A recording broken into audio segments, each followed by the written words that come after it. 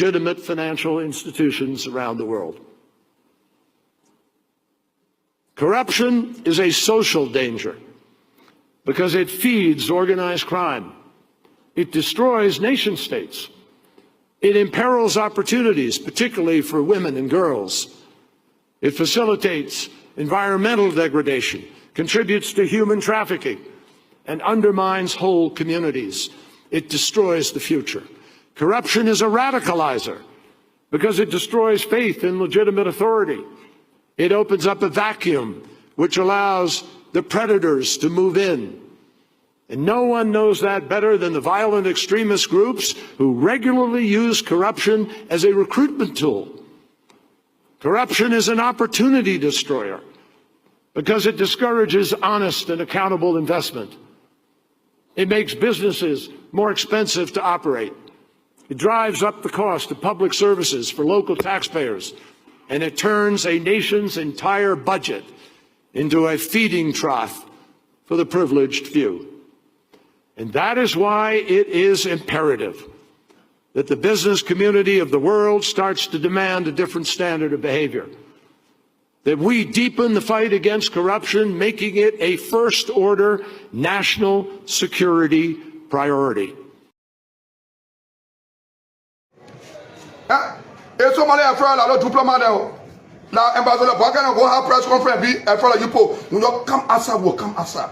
When you put on last will put on last will. When you whole color says will whole color says.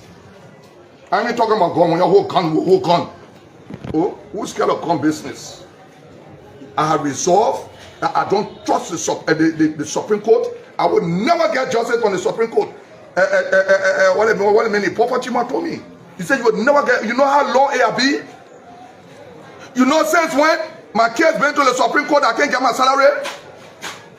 And the Supreme Court said all political cases will have priority. We will put them first. So my one, not political person, right? You don't, Supreme Court don't know where you letter. You don't know where you letter. I trust you. And you put the cause of war in the country. Because if anything happen in my district, I will refer to the bush. If anything happen. So when you want to do something, you try to go to the bush. Then Joe we will know. Ain't passing right, say a rebel. You don't know a rebel. That's why I say the war economic crime come. So they can carry you there. All your money you play football for. When you are broke, that because you support that model. Why you can't bring the war economic crime for hold a para? You get a rebel, you get a killer. Joe we are you setting for me now, I'm setting for you. If you don't kill me, I will kill you. Jai, you setting for me now. You like get on Sunday can't but they will meet in the market. We will see in the market. Oh, ain't one kill me, myself, one kill you, Joe we are. You want kill me. Joe we are killing the we are. You want kill me, myself, one kill you. So the devil will know. You think I'm afraid of you? Or you think you will cancel there be hardly myself? Now now honorable comment they don't want to clean people. Honorable Pagana they want to clean people. They don't want to be diplomat. If they're not able to tell me. I can make Honorable Kume Foreign Minister, I make Joseph Waka Ambassador, and take over this country, and arrest you, and prosecute you. You better be careful of you, different war on you. I've been using before. What's wrong with you? You power, you can't get money for the war fouling. Senator, Honorable Senator Morris Setoma.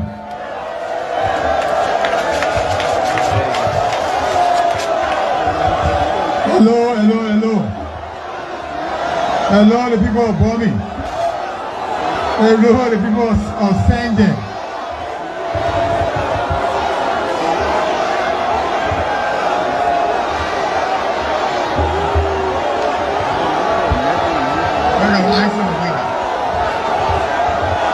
Mr. President, Vice President, and platform guests.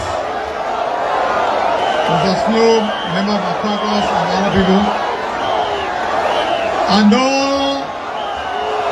know the battle is pluralized. It's plural. So we talk. Hello.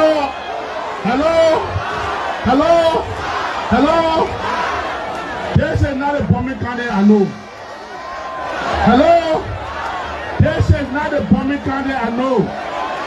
We have the president here, right? Everybody will be able to speak. And I'm calling on you to listen to our senator who has been judged by the president to give us a word. Public candidate, oh yeah! Hello? Hello?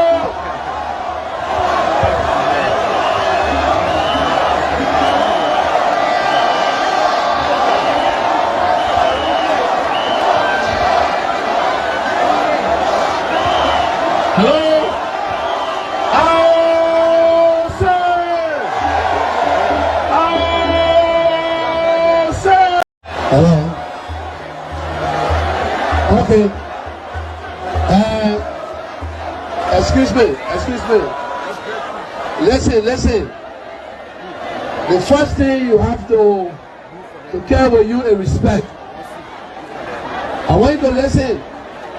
If you are student or you are citizens or we are shared, the first thing you got to carry with you is respect. I want you to listen to me. This is not a fighting ground. We in a democratic process and we have the right. You should not be shouting if they call anyone to speak. You have your vote, you know what to do, but do not disturb the program. You understand? And you need to have respect. If you don't have respect, then you don't need to even vote for me. I'd rather for you to vote against me than to disrespect or error. Yeah, you understand? Some parts of Montserrat is rather in street lights everywhere. The road correct, smooth. The only issue is going in and coming out. 2 small sections. And we are working on making sure that it's done. Where was Honorable Joseph Walker as Vice President when the Banga to Manikoma Road were not done in 12 years?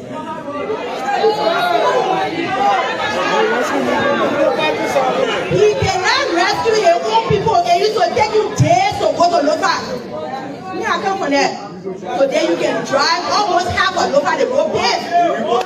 So which one you rescuing now?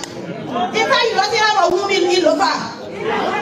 The woman is across the border. And then you got one in Bomia where you don't come from. Go ask the people for his house in Lofa County.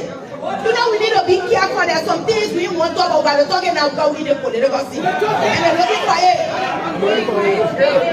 Another thing is, as a leader, if you want to talk about rescue, you must get involved. Whole day, President, we are up and down. From one road to another road, to another camp, to another market, improving the lives of our people. What is the record of improving the lives that the former Vice President has? In the fact that Madam Salif gave him plenty of leverage. He has sectors that he has control over. I see, you will tell you that one, they think I'm talking Okay, good morning, good afternoon. Let me say welcome to the Diaspora Talk. Today is the 27th of August, 2023. Very soon we'll be stepping into October. It's going to be one of the busiest months in Liberia. And August 10th is going to be one of the most anticipated and busiest and historic month in Liberia. So if you are watching us from the US, let me say good morning to you. If you are watching us from the Asia Belt, let me say good afternoon, because it is 9 o'clock p.m. in South Korea. It should be 8 p.m. in China, and it should be 8 as well in somewhere in Thailand. So no matter where you are following us from, let me say welcome to the Diaspora Talk. Let me say good morning to our CEO, Mr. Abraham T. Massaquet. Good morning to our chairman there in Canada, Chairman Lincoln McKay. To our sister, Christina Fuller in Canada, let me say good morning to you. Let me say good morning to our co-host, Fangalo. Yeah, it's the Diaspora Talk, man. We are just positioned all over. We have panelists in the US, panelists in Liberia, panelists in South Korea, and very soon we'll have someone, reporting live from Liberia. The person will be in studio. And let me say good morning to my brother, Jerry Nippon from South Korea, bro. Good morning, good evening. I'm talking about South Korea. Yeah, good How are evening, you, my dear brother? I'm okay, and it's nice. It's nice getting you in studio. Good evening, my brother. Yeah. Yeah. It's a pleasure. It's a pleasure to join you. This is my debut on your show. Yeah, it's a pleasure having you, brother. It's a pleasure. Yeah. You are most welcome. Yeah. Yeah.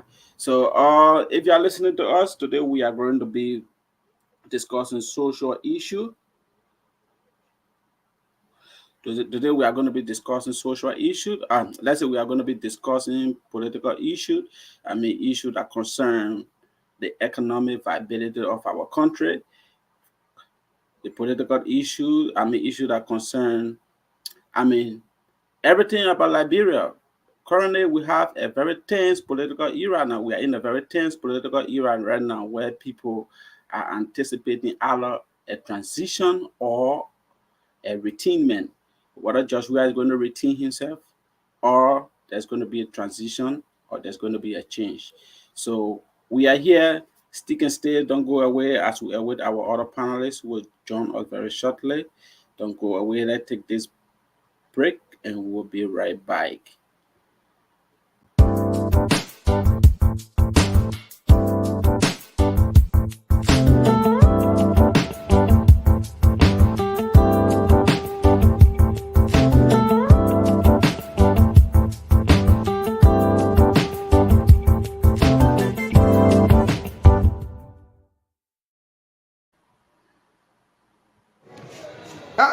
Et Somalie a fait la diplomat now ambassador Bwakana go have press conference be a fellow you po when you come asa will come asa when you brutal last will brutal last will when your whole color says will whole color says I ain't talking about gun when your whole gun will whole gun.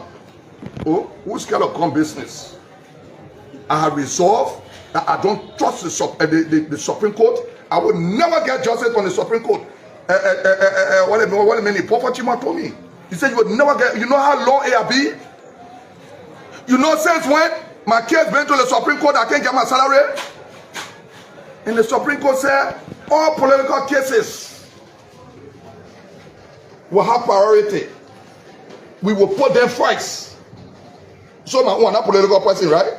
You don't, if Supreme Court don't know where you letter. You don't know where you letter. I trust that. And you put the cause of war in the country. Because if anything happen in my district, I will refer to the bush. If anything happen. So when you want to do something, you try, will go to the bush. Then Joe, we will know. Ain't passing right, say a rebel. You don't know a rebel. That's why I say the war economic crime come. So they can carry you there. All your money you play football for. When you are broke, that because you support that model. Why you can't bring the war economic crime for hold a para? You get a rebel, you get a killer. Joe, we are you setting for me now, I'm setting for you. If you don't kill me, I will kill you. Jai, you setting for me now, you look at on Sunday can't but they don't meet in the market, we will see in the market. Or in one kill me, myself, one kill you, Joe, we are. You want kill me, Joe, we are killing it, we are. You want kill me, myself. Also, you government officials. Government officials. Tell me what you want to tell me. And you think you can be in our midst and be engaged into double standard. I mean, here that look, they are asking you, people telling you they will pay you from now to January. They will pay all your salary. You want to purchase your way to power? Let us know very clearly. Transport ministry, one of the descent on you, but the chairman said we should disengage. Take note. We are aware of your interactions. If you are a lawyer to habit, if you are a lawyer to certain lifestyle that you cannot afford to to disengage with, on the basis of that, you sit in this government and you begin to assist and facilitate against the interests of this government. Want to say to you, be forewarned. It was so good that the chairman intervened immediately. We were prepared to unmask the shame because it's painful when young people, old people, who go on this cautious sun and vote for this president and stay bare in mind and remain hopeful. Some of you who accidentally become privileged, accidental privileged characters, We got no issue with you. But we want you to have a conscience of responsibility. And you must be able, you should be able to understand that there's something got you here, you must be loyal to it. To be in transport ministry and be availing yourself to the detriment of this government. You need to be forewarned. The next time we're not forewarn you. Next time we're not forewarn you. The masses of our people will have a solution for some illnesses. You have to ask.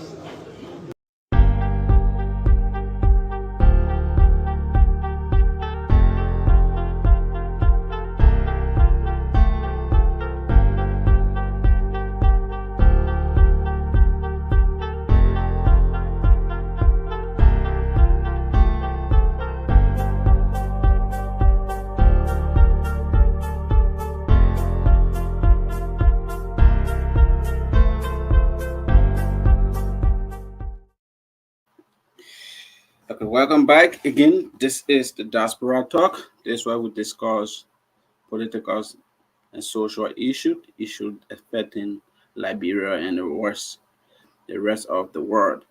Let me say good evening to my brother Jared Newpan. Good evening to you. How is it, brother? How is everything? How is your end? Sometime, right? Yeah, I'm in Sontan in South Korea. Yeah. Okay. I mean, we are cool here. It's like 9:20. Yeah, it should be 9:27. So you are somehow glitching, Jared, on the internet. So if you're watching, let me say welcome back to the Diaspora Talk. Very soon we'll have our panelists joining us and we'll be discussing issue concerning Liberia. As you just listened to Yeke Colbert. Yeah, Jared, you are speaking about, I mean. Yeah, I had some technical glitches, but I think I'm okay. Okay. Yes, I mean, like for my end, we are cool. We find it's like 7. I mean, it's like after 9 in Korea, 9:27. Yeah, I mean, so it's a pleasure to be on your platform. Yeah, you were asking me something about Yeke Koluba. Yeah. No, yeah, we'll get to it. We'll get to it, brother. It's our platform, rather, because you are already been onboarded. You are already been, I mean, you're already part of the Diaspora Talk family, and so it's our platform. And let me say, welcome, Harry Victor Sad, our gospel artist here in South Korea. I mean, all of you who have been following the Diaspora Talk for a very long time, you know, from the genesis of this platform, Harry Victor Sad was with us, but due to some basic schedule, and he had to just take some breather. He had to just, walk away a little bit, and now he's back, full-fledged and ready. So let me say, welcome, Harris. Good evening to you. How is your end? How is your city, brother? Hi, Gabriel. Thank you so much. It's a pleasure being back on the show. I think there's. I mean, please check your background. There's some. You should be having 2 monitors. Is that me? Jerry, you want to check your background? Yeah, quiet. Mm-hmm. Okay. It's a pleasure being back on the show again, and I want to say a very big thank you to the rest of the team for keeping up the show. For my side, it's all good. I'm doing extremely well. Yeah. And yeah, it's all good. Okay. Thank you. Welcome back. Welcome back to the Diaspora Talk. We are so pleased to have you back, and we can just keep this rolling. Gentlemen, not to waste our time, time is very much important, especially for us here. It's 9:29 p.m. Very soon we'll be going to bed and get ready for tomorrow activities. So we are going to dive directly into the issue, brother. Today we are discussing training issue affecting Liberia. So let me just start with you, Jerry Newpan. What's on your mind? I mean, during this critical moment, during this critical time, what's really on your mind? Yes, actually, there are a couple of issues there are a couple of issues. There are a couple of issues that are on my mind, to be honest. But what is like of great interest to me is that there was a statement made by the national campaign manager of the Unity Party, of the rescue train, the rescue team, which was very clear. It was about cheating elections. He was trying to guarantee, the public about the extent to which they have gotten the guarantee from the security sector and our international partners that if one vote is missing, we have to know why that one vote is missing. Senator Prince Kamu Moi. But people are trying to take it out of context as if, you are trying to wrong, maybe Tete Pule, or trying to threaten the peace and all of that. He's been a peaceful man. He's been a kind of serious guy in terms of his character. Okay. He came from a humble beginning. So, he was just trying to guarantee the public, because the train is overcrowded. But we are happy that we can accommodate the crowd because we will arrest their problem and turn it to a success story. That's the kind of trend we are on. So our country thrives on two key pillars where the citizen can get redress through the elections and then through the courts. And now, Jerry, let's go back to what you previously said. You said Prince Moi. Prince Moi or who? Yeah, Prince Moi. Yeah, Prince Moi said if there's any miscalculation, they are actually going to dive deep into it to actually uncertain why is this. Is it that he doesn't trust the fiduciary responsibility of NEC? He said that you are addressing citizens. He said he, as a campaign manager, the last time the Ministry of Justice, through the police at a press conference, that they were assigning security to each presidential and legislative candidates. They were assigning. So it means the government is aware. So he spoke as a campaign manager, of the rescue team of the Unity Party, if you like. And to say, look, don't worry, we've been assured by the security, the military, everybody that there'll be no cheating. Transparency and accountability will be the order of the day. But it's been taken out of context. I was just trying to let the public know that it's an issue of concern. And my second point quickly, before others can come in, is have you seen videos from Nimba County? Nimba and the country have spoken. They have spoken, and the video footages and the photos and all of that, they are clear manifestation that Liberians are tired with the level of suffering they are going through under the weird government. That civil servants' salaries are harmonized on a monthly basis. They are tired with that. If any group of people are very angry with the government,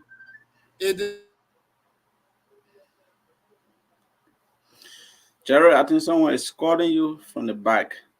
So, Jerry is frozen. So let me say good morning there to Mr. Johnny Nebi from Lino. Let me say good morning to him. So, gentlemen, today we are discussing what's on your mind, especially during this critical time in Liberia. So definitely I'm going to speak what's on my mind, and I will get to you, Prince, and I will get to you, Harris, and from there we'll go to T-Mass. What's really on my mind right now is about the security and the integrity of the whole election, especially NEC. I was so shocked. I cringed when I hear Yeke Koduba saying that he will resort to the bush. He will go back to the bush and come out as a lay rebel, even though he didn't say that, but you know when someone said they are going in the bush. When someone is going in the bush, that person is not going to come by as I know that person is not going to come by with the Holy Bible. That person is not going to come by, to resort to any democratic process. That person is going to come by with violence. That person is going to encourage rebellion. That person is going to rebel against the state, or that person is going to cause some level of violence within the country. And he said this because he does not have trust for the judiciary, the whole judiciary branch in the country, especially the Supreme Court. Brother, this is very, very much alarming. When a certain lawmaker can sit down and say that he does not trust the judiciary branch, the branch that is responsible to vent, impartial judgment, and a certain lawmaker, someone who is making law, and said that he does not trust it. And when there's any cheating, he's going to resort to the bush. He's going to go to the bush. Brother, this is very, very much alarming. That was what we said before. Director Brown Lasana, this woman already has some, dark cloud hanging over her head. This woman went to court. I think she was sued. I think she was accused for conflict of interest for awarding a contract to her brother. Till now, it is still hanging over her head. Musa Belete went, and Musa Belete, who is also a political man, was the one who verified in that woman or stood the woman born. I really expected the opposition or other people to fire in, a vote of no confidence. Impel the people to jump in the street and compel the president to recall that woman or tell her to recuse her of her position so she can go through the process. But right now you have her there. She has, a dark cloud hanging over her head. People don't trust her. People are saying they are going to resort to violence if there's election. These things are very, very much alarming. Can you be going through a process and how can you be going through a process and you are already calling out the referee of that particular process for not being credible? We have to be very, very much serious about this, brother. If you guys have not listened to this man, let's say Jaka Cordoba, I just want us to listen to him. Gentlemen, I cringe when I hear him saying this. This is not an ordinary person. We are talking about. I wanted to end my thought. I wanted to end my thought. Okay. Yeah, you will end your thought. You will end your thought.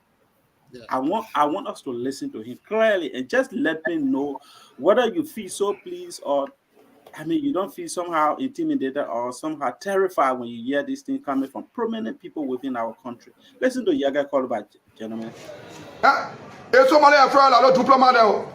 Now, ambassador, why can't I go have press conference? Be a friend you put. When you come answer, will come answer. When you brutal last will brutal last will. When your whole color says, will whole color says. I ain't talking about gun. When your whole gun, will whole gun. Oh, who's scared of gun business? I have resolved that I don't trust the Supreme Court. I will never get justice on the Supreme Court. What a minute, Papa Chima told me.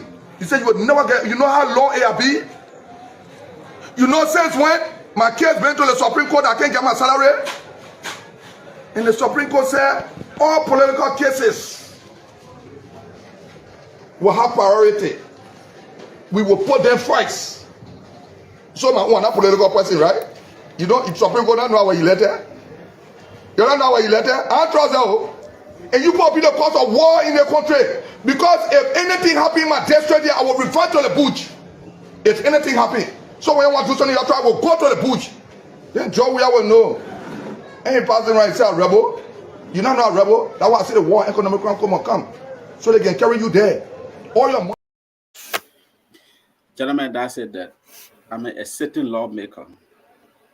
Sitting lawmaker. Say all you can, brother. We can be dissatisfied, but it is so terrifying. Right now, I'm feeling very, very much terrified. If a sitting lawmaker can say he does not believe in the judiciary branch, he does not believe in the Supreme Court, Okay. Jared, you wanted to say something? Just end your thought, then we can go to T-Max. Yeah. I mean, Gentlemen. before I know we'll come to Yeke Koluba. You know, I had some kind of technical stuff here, but like I was saying, you know, the people are deeply concerned. What is happening in Nima and other counties, you know, it's a clear manifestation that we have failed this country. The people are tired jumping over fence to, you know, to have shortage of rice address. The people want to know what happened to the $11 million given to the importers. The people want to know what happened to the $30 million for stimulus package during the COVID-19. The people are deeply concerned how we have got money so fast to pay about 49 or 47 to 49 condominiums. How Finabono and other people are building estates.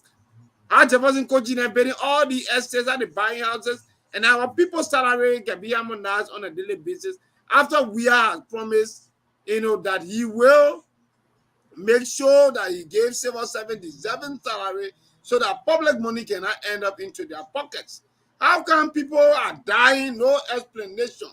Our people are very tired. And you know, I know we'll go deeper and be able to answer Yeke Koluba, you know, issue and other issues as we are here. But our people are tired. That's why you see we can just read on Facebook that Joseph Baga will be in Pelican tomorrow. The entire place will get locked down.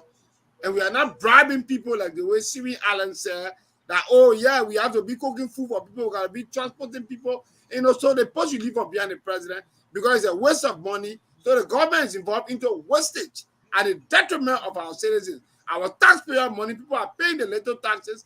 They are not coming. That's what JMB said the last time, that the linear revenue not coming.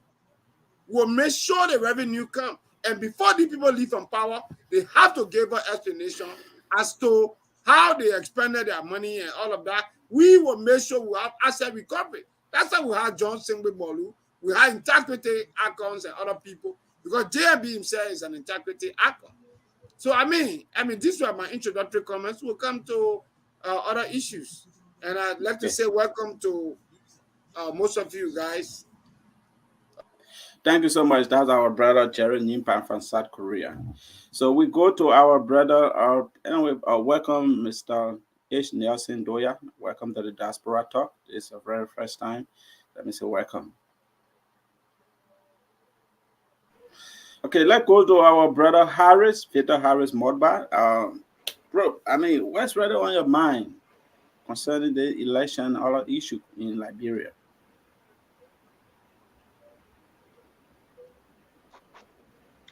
Yes, Gabriel, thank you again. Thank you for the opportunity. What on my mind is the same as security. Now, when people like Yeke Koluba starts to make these kind of comments and statements, then it put forth the question, what the government have in place should in case, which of course we are not praying for, but what mechanism is the government putting into place should in case this election turn out to be something else? And that is my serious concern and worry, because as it stands, the we-led government they themselves have produced lots of unnecessary pressure on this election. Is it Jefferson Koji or the sister they do doing election campaigns? So right now, Liberia is at a crossroad. And my serious question is, what can this government do? Like Yeke Koluba is saying, if something goes wrong in his district, let's say for instance, the election result don't go in your favor. Obviously, Yeke Koluba will say that he was rigged. So what is the government plan? So my major concern on this show today is about security, because we in the diaspora, Liberians back home, and everyone who love and care about Liberia have fought tirelessly to keep the peace of Mama Liberia. So we are not going to sit, and just allow everything that we work for go away. So this is my question, and I pray and hope that we on the platform, we can be able to speak to the issue of security, mainly for this election, because we know generally in Liberia, security is a serious concern. And I want to say we cannot blame Yeke Koluba if Yeke Koluba says that he don't trust, the judiciary system of the country. Though a statement that he made beyond that one was wrong, but even myself, and if we speak to the fact, the judicial system of Liberia cannot be trusted. The justice ministry itself cannot be trusted. People getting justice in Liberia is something that you have to fast and pray. So that is my point. Thank you so much. So it's funny that no one trusts the judiciary branch, but I mean, this is the branch we are looking up to in case there's NN Balu or NN disagreement within this particular election or electoral process. So let's go to our CEO, Mr. Abraham T. Massaquoi. I mean, you have been listening to us. We are about to, step into October. It's going to be one of the tense era in Liberia.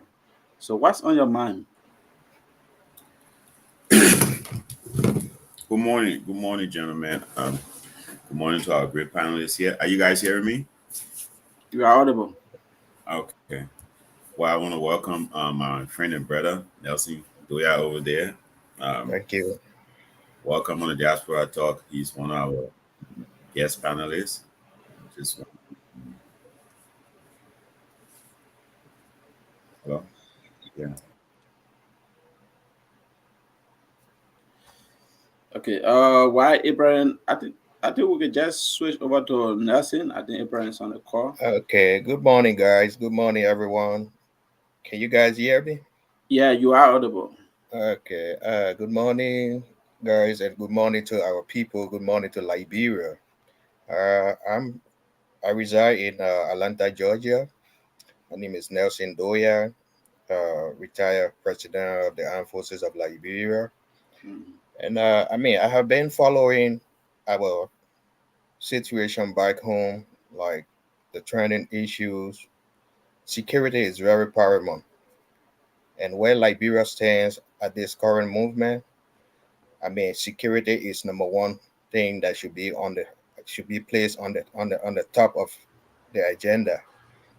Looking at October 10, we go into general election. Like many of my colleagues just said that the judiciary system is very weak. It cannot be trusted. So for every a good democracy, that's one major aspect that should be highly respected.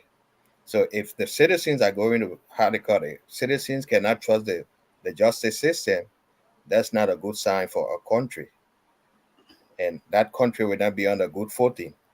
So like going to the election, uh, we have key stakeholders like the political parties, civil society.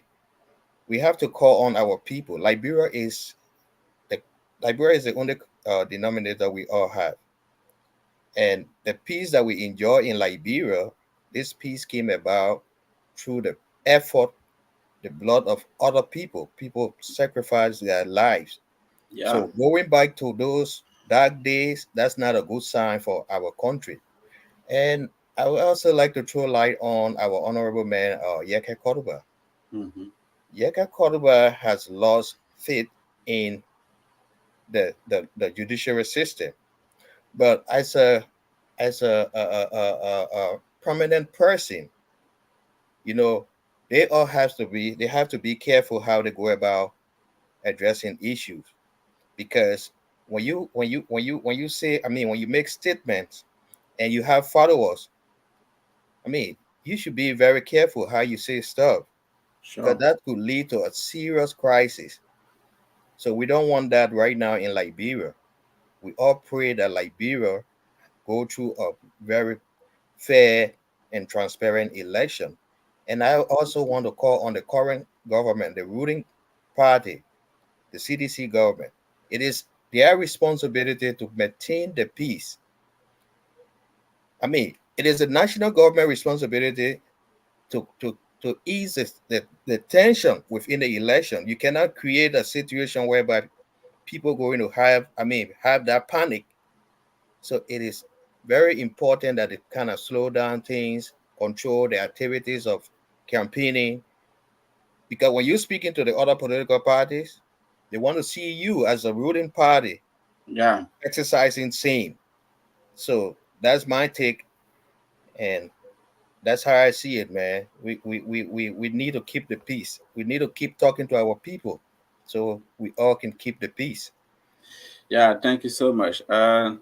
Like what I took from your articulation is that I mean, Jaka Kolba might just be frustrated about the system. You know, Yeke Koluba say all you can, but I think he has been one of the tortured, I can say, torture representative within this particular era. He has been tortured. If I'm not saying they are, physically they are beating him, but I mean psychologically he has been tortured. We can remember once his family were taking, he was taking a family away from the country. His little daughter passport was seized. His family was embarrassed. There have been several attacks on his house. I mean, no justice. I mean, up to now, we have never seen even ECOWAS ambassadors to come in. To actually, I know you might say, I mean, that's not their responsibility, but if anything happens in Liberia, these people will be the first people to step ahead, calling for peace. The time is now. This the time now. I mean, you have to be very much proactive. Arrest the issue before it takes on, before it shows its head. You have to be very much proactive. You don't have to sit there and the chaos happen, then you start coming in with a reactive, conflict resolution strategy. By then, people will be dead. By then, people will be in hospitals. By then, buildings will be burned down. This the time you have to take steps to make sure, I mean, you quench the fire before it actually go out of hand. Yaka Koruba, I'm totally against what he did, but I think, I mean, he's doing it out of frustration. He's doing it out of frustration. The man said his salary. Can you imagine? They hold your salary as a lawmaker. They are not paying you as a family man. That talks so, gentlemen. This whole legislative branch. People don't even resort, people don't even go to Ministry of Public Works. They don't even hold the government responsible for infrastructure. They hold some of the representatives. Oh, you haven't built road, you haven't done this. And this the money the man is depending on to undertake his legislative initiatives. But you hold on to that money. Definitely the man will be frustrated. This is a recipe for chaos. We have to be very, very much careful, gentlemen. I think the president said, in fact, I listened to the president again in bombing. Sometimes if you listen to the president, you listen to President Weah, you can just know that he said he's being so, I mean, he's a separatist. You are speaking to a group of people, I mean, people are bullying, people are dissatisfied. I mean, why not you just come up with some kind of persuasive thought and encourage the people more to listen to you? But you are sitting there and saying, if you are not a citizen, if you don't want to vote for me, don't vote for me. If you are not a citizen, you should leave from here. Don't rule me. The Yeah, president speaking like a street boy. that's when we talk about sound leadership. That's when people who have a good leadership ability, that's when they kind of come in and step into the task real quick. Because one thing he should know, that he's not just the president of Citizen. You Yeah, are the president of the country. the whole country. So if such a thing happen and you're going to look at people and tell them that they are being ungrateful, no. Mm-hmm. You I mean, you should be the one being grateful to the people. They elected you, and you have gone to them to ask them for their support. The people are your employer. Yes. So you're speaking to your bosses. But it's the other way around in our continent. People see Mm-hmm. it like people who come to leadership, instead of showing to the people that they are serving, they want to play the role of the boss. And too many times I see, like, I mean, we as a people, we kind of build this kind of power syndrome in our leaders, because we hail them so much, like, okay, sometimes people even go to the extent of saying that second to God is the president, and they look at leadership like that. And many of our people around our presidents in Africa, they don't have the guts to tell them what is wrong. Like, oh, sir, this is wrong. I think if we do it this way, it will be a right approach. We don't see that, which is very, very wrong. And some leaders, many of our leaders, I think this is where these things come from, because leaders always want to hear the things that, I mean, want to hear stuff like people always tell them things that they love to hear. They don't like people who don't, I mean, who put them on the track record, like, okay, try to correct them. They don't want that. And that is wrong, because if you're a leader, you're not going to listen to your people or to carry on something positive, take advices from people. That's not going to make you a good leader. A good leader should be somebody who always follow. If you follow people, you're going to be a good leader. But if you say that I cannot follow other people, that's not a good leadership. So true. So let's go to Jeremiah. Let's go to my brother Jerry. Jerry, I mean, you are representing, let's say, the Unity Party here. I stand to be corrected. I know you are from the rescue train. You are right. Yeah. You are right. I represent the Unity Party here. Yeah. And the rescue team. Okay. So right now you are saying that, I mean, a certain lawmaker does not have any trust in the whole process. I mean, he's thinking about resorting to the bush if anything goes wrong. What is the Unity Party really doing right now? What's your fallback position? What are you ready? In fact, let me just ask you, do you really trust Director Brown Lasana? Do you really trust NEC? And if at all something happens and the number don't tally well, it doesn't meet your expectation, what are you going to do? What are you guys doing right now? What are the mechanisms you are putting in place that to just know that you are, to just make you to not lose the election, or to not be cheated, or to not be swindled out of your vote? What are you doing right now? As it is, whether we trust Director Brown Lasana and whoever, or the election commission, so to speak, we are doing everything possible. We know that one man, one vote, and party can have representatives at the polling place. So we are raising money, galvanizing all of the, like financial and human capital to ensure that we mount the ballot papers so that the people vote can count. Because like I indicated in my preamble, that that 2 million which citizens seek redress, or they can, get guaranteed. It is through the ballot bags where each vote counts, and then through the court. But now the court has been compromised. It is a weird court. It is a weird court, because everything in terms of what we call the lawfare, LAW, lawfare, that using the law through kangaroo means to suppress people, to suppress the press, to do all these unnecessary things. And so they don't trust it. And through the elections. And so when the Yeke Koluba speak, why would Yeke Koluba not talk like that? Let's talk the thing here. Let's put it in our Liberian way. How would Yeke Koluba ain't sound like that? If our Yeke Koluba was sound the same way, I was sound the same way. The other day you were having party, they had to carry CDC talks to attack him.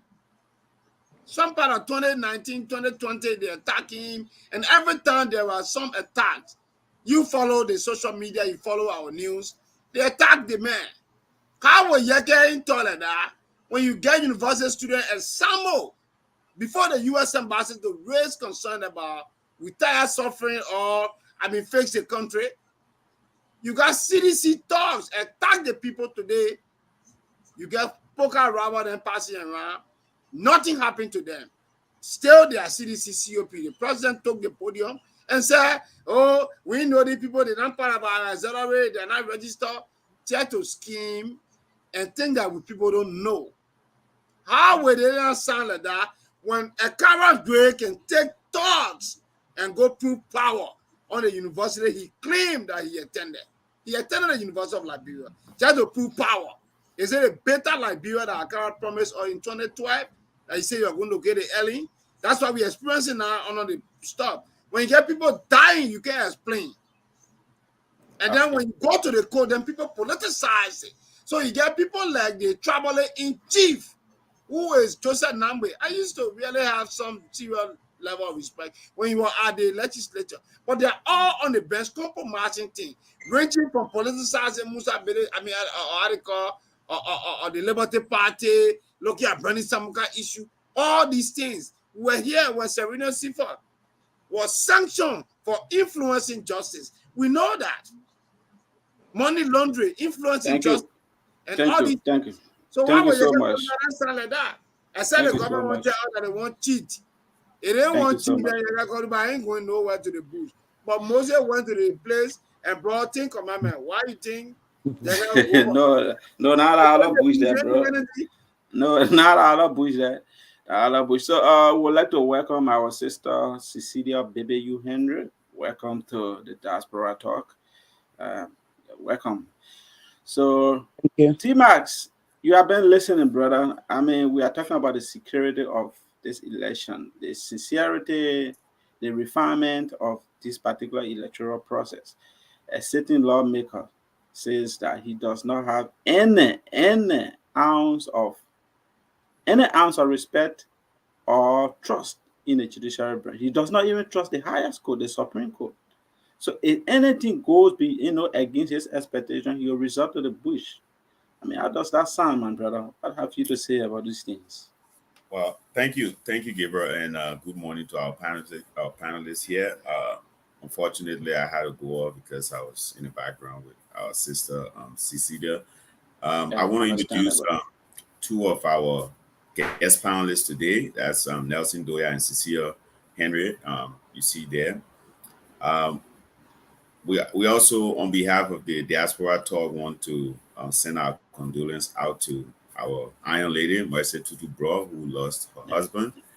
And I think we had a brief discussion last night on bringing on board all of the ex-personnel to come together and represent Cecilia and Mercy Bro during the husband funeral. That's why we have Cecilia and Nelson. They're going to be joining us today, but I just want to give them a few minutes to speak out on what we intend to do so that we can move into the discussions. So Nelson, you can go ahead and then follow up by Cecilia, then we continue. Okay. Yes, that's. Thank you very much. Thank you very much for bringing in that idea. Like you said, our sister and Iron Lady, Tutu Mercy Bro, lost her husband just a few days ago, and we actually want to sympathize with her, like being veterans, and we are a part of a particular organization back home, and also being part of this other organization. We as Liberians have thought it wise to like come up with a contribution. Like we're not taxing each other because I mean this is something that is very, I mean, it happened and the time is very short. As I understand, the burial going to be on the 1st of September. So we have thought it wise to come up with some little contribution among ourselves over, I mean, in the diaspora. And my sister Cecilia called me last night and brought the idea. You know, it is always good. Like they say, women leadership is very important because I have been really thinking. I call Mercy several times, but I'm not getting her, and I understand what she's going through at this time. So Cici came in and brought the idea, and I mean, we all embrace it, and I think that's a good thing for us to do. And not only, I mean, beginning with Mercy, but that's it. I will also want to suggest that we have such kind of initiative in place, like uh, we can have like a contribution or due down payment done, so that in the near future, if such things should happen, we don't pray for that, But whatever might happen, sometimes like people getting married or people having some other programs and things that we can just come into as brothers and chip in to step up the game. Thank So you. that's have been the suggestion, and we agree upon having someone number like Brother Masikwe, who's going to be in Minnesota for the burial. So we actually have not agreed on a particular number yet, like doing a cash app or contribution. But I just text CC. I was suggesting that Brother Masikwe, since you going to be there, I suggest that we should do a contribution like through your cash app, and then you can represent the organization, because like you're going to be in a two form, like the let's say the veteran or personnel of the armed forces of Liberia, and then the diaspora talk show also. So I don't know how, I mean, but I think that's also possible. Right. You can work Right. in that capacity also. Right. So let me leave it with our sister Cecilia to add up to Thank add you. up to. Thank you, my brother Nelson. Sissy, go ahead. Thank you guys. I really appreciate you guys for hosting me this morning. As you see on my page there, the name there, that's my name. Um, I'm so happy. I came on the page before, like what Brother Doya said. I really appreciate him because this is how we work together. Like when idea come up, we put hands around it. I told him this morning, I mean last night, and he actually embraced it, and we continue from there. I actually want to appreciate you guys. The first time I came on this show, the thing about me, the reason that make me I'm not really full-fledged member of this show or this platform is because I am an asylum seeker, and they check all these things that they don't want you to be part of politics and all of this Okay. stuff. So this is where my weak my poor contribution comes from. Yeah. If I'm not with you guys Understand. physically the every other time, spiritually I'm with you guys until I can get done with that other page and let it go and be free to do what I want to do. I really appreciate you guys, especially coming up here discussing matter that concerns our country. It's something very, very important, and I really, really appreciate. As I said, right now I am a silent seeker, so I'm kind of like afraid, uh, Yeah, even to check all this stuff. it's But understandable. I Yes. really appreciate you, guy and brother Doya. Thank you so much, Masakwe. Thank you. If I'm not calling your name, maybe I can. Let's say Yes. Gabriel, whoever. Thank you for hosting this thing because this thing we got to know the importance. Though, like saying our young guys coming up here now, hoping the betterment for our country is so encouraging because before then we used to think it's only older people must do that, but now see all the young guys trying to like see the best from Liberia because now as we all see Liberia is a dumb side right now. Not trying to overlook it, but if you see it and if you live in other places, you see like breaking really feel hurt. Like everything is backward. So, guys, I'm actually with you guys. Sometime maybe this year, some like the end of it, I will be full fledged attending. But right now, it's just I got ups and downs with it. And as Brother Doya said concerning Mercy husband, it was so shocking. And I'm sorry we didn't come out sooner to say, okay, we having this is what we wanted to do. Because months have ups and downs, like a young baby mother going back and forth with things. So I was not able to come out soon. So we're trying to send a message across to every one of our guys that are probably not able to participate right now, some that are watching, some that will be able to, let's say, be able to relate to each other with this information to be able to tell your friend that we want to do a little contribution because we keep it really late. It can be anything, just little contribution, no specific price. So we can be able to represent her. Apart from it being let's say a military body, but we all away. We all we our families are not around us. It's just us. So on this page, I would like to stop here and say thank you guys for having me on your show this morning. I appreciate whatever you guys doing, especially discussing politics, knowing the problems about Liberia, how to solve it. All of these things are all important. So guys, thank you. Thank I you. appreciate you guys. Just to buttress you, I know we should be having meeting at 7 o'clock today. Am I Okay. right? Yeah, So, yes, yes. to all of the veterans, the veterans of ex-soldiers and veterans of the armed forces of Liberia residing in the U.S., the number will be up. We'll try our best to reach out so that we can be able to represent our sister Mercy Tutu on Friday, 10 o'clock. She says the funeral. So we will be reaching out today, and Nelson, Cecilia, y'all get out there, send the numbers out, and make sure you reach out. So 7 o'clock this evening. We hope we can have all of the veterans on for the meeting. Thank you, guys. Thank you very much. Okay. Yeah. All right, Gabriel, back to you. Yeah, let me just inform the other two guys, Harris and Jared. Mercy is one of our own. I mean, she's part of the Diaspora Talk. We call her the Iron Lady. She's one of our very good sisters. She reached out to you, and I mean, we are just one family, and she just, I mean, seriously lost her husband. It's an irreparable loss, and we would like to say, I mean, we are in this with you, our sister. I mean, this is really, really troubling and distressing time. And let's hope that, I mean, God is going to take you through this. And for all, that's why it's good to be good, you know. I mean, when you are good, people actually come to your aid in terms of, you know, this distressing time. So I would like to say thank you, Mr. Doya. Thank you, my sister, Baby Girl. And thank you, T-Mass. And thanks to everybody that is actually standing with our sister. Uh, May the soul of our lost one rest in perpetual peace. Thank you so much. So again, Yeah, we can go back to. yeah. Let's go by the starter code. So So, again, baby, we can excuse you, our sister. I mean, we understand. yeah, but Yeah, Cecilia, if you want to go, Doya, if you want to hang out and we discuss, it's fine. You know, you are guests. Yeah, You guys you are are welcome. muted. Yeah, I'll be around.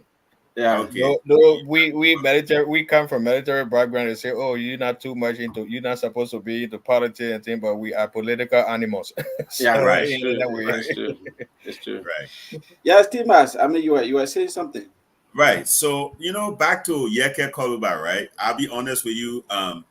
It shouldn't come as a surprise. This brother, this is what he knows. This is the brother who was basically raised in that background when it comes to violence and warfare, So we can't be surprised when he speaks out of frustration, especially looking at the system in our country, right? The judicial system is supposed to serve everybody equally. That's what it's meant for, equal justice, right? Now, Yeah. if you feel hurt, if you feel frustrated, and you feel like you've not been given the justice you need, any human being, if even he never had a background of such, right, he would speak out of frustration.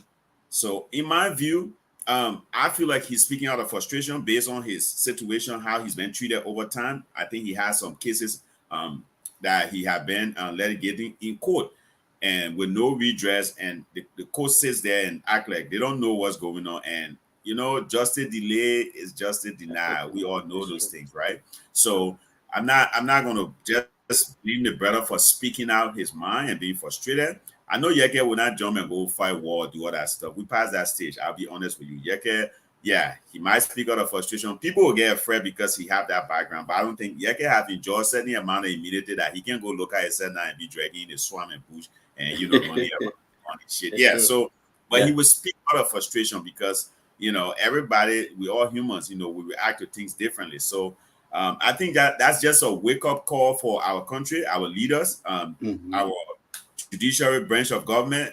They are there to serve the people. They are there to dispense justice to the people and not do partial justice or try to take sides. The justice in the country should be blind. It should not see no position, power, religion, whatever.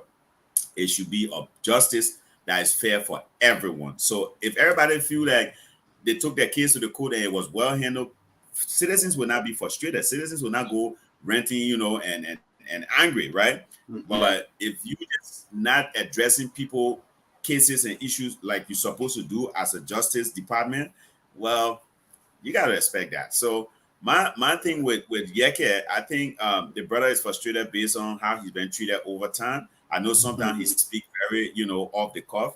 I mean, that's part of his, the way he carry himself and how he speak. But again, I think the judiciary system should understand that in a country, somebody don't have to be on the same political line with you.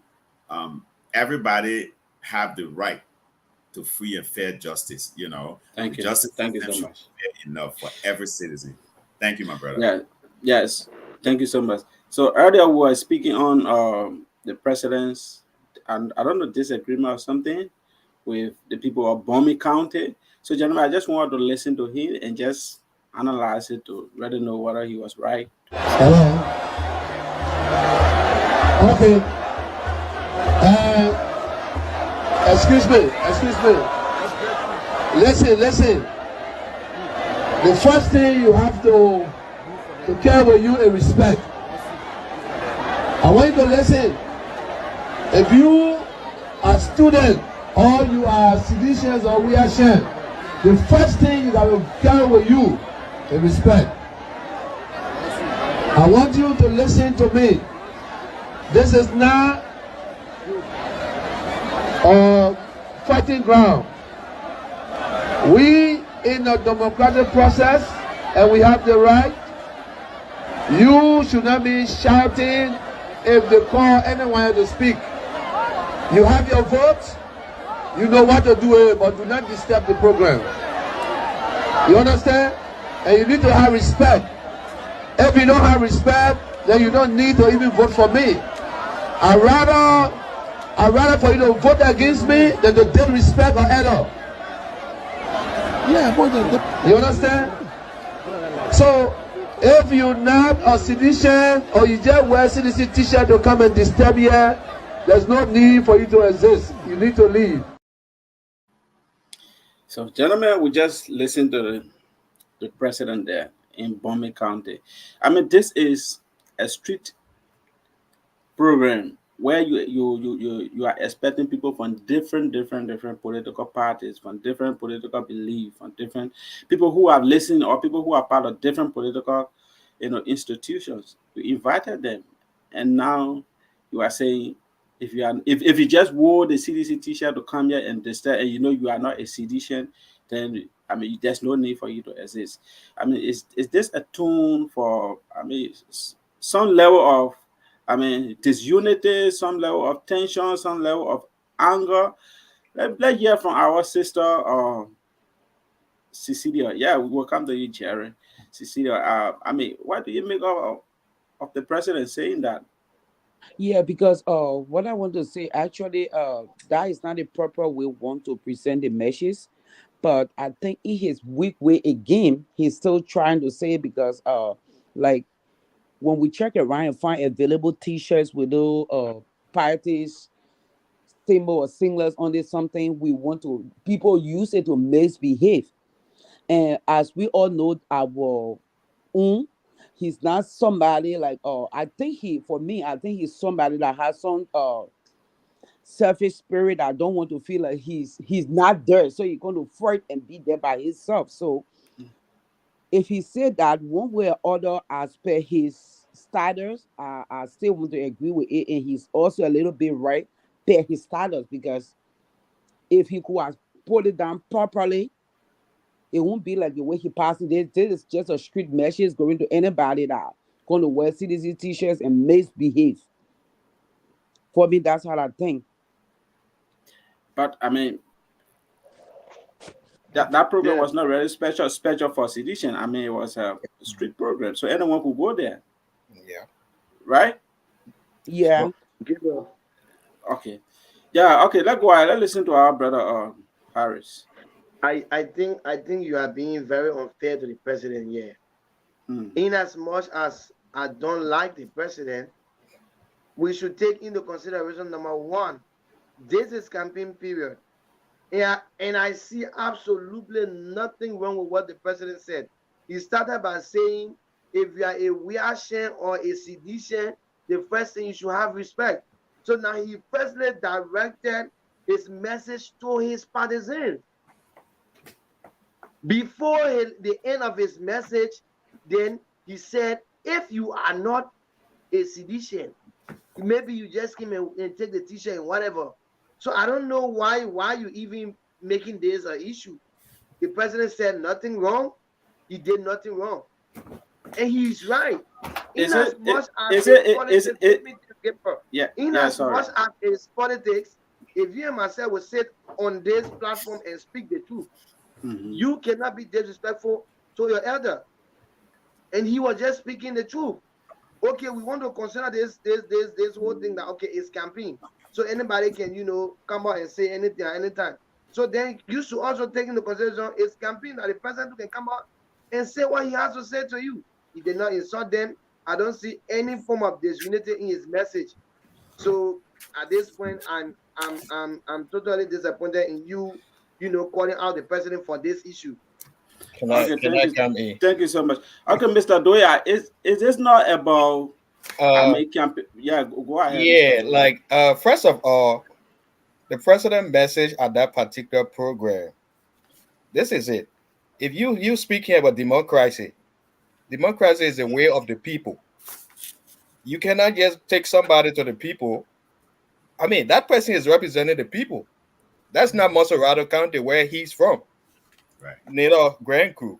That's Bombing County. And those people who were responding, there was, when you look at the clip of the video, there was something that prompted the people action by taking a sitting senator who, from what I learned, this guy became senator. He built his own place and have a very tall fence. He has no interaction with the people, and the people see that. I mean, this man is not representing us for it.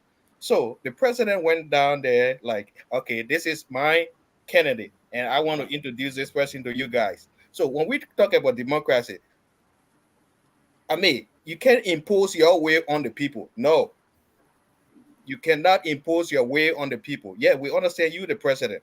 Okay, let's go back to respecting. Respect is a two-way street. If you speak about respecting, telling people about respecting others, look, you cannot come with somebody and impose this person on us. That, I mean, the citizens are saying that, look, this guy have not been representing us fully in the right way. We are not going to take, I mean, bow down to your suggestion or whatever you're going to tell us that we should accept him. That's the way of the people. So what I think the president should have done, he should have at least tried to listen to the people's side.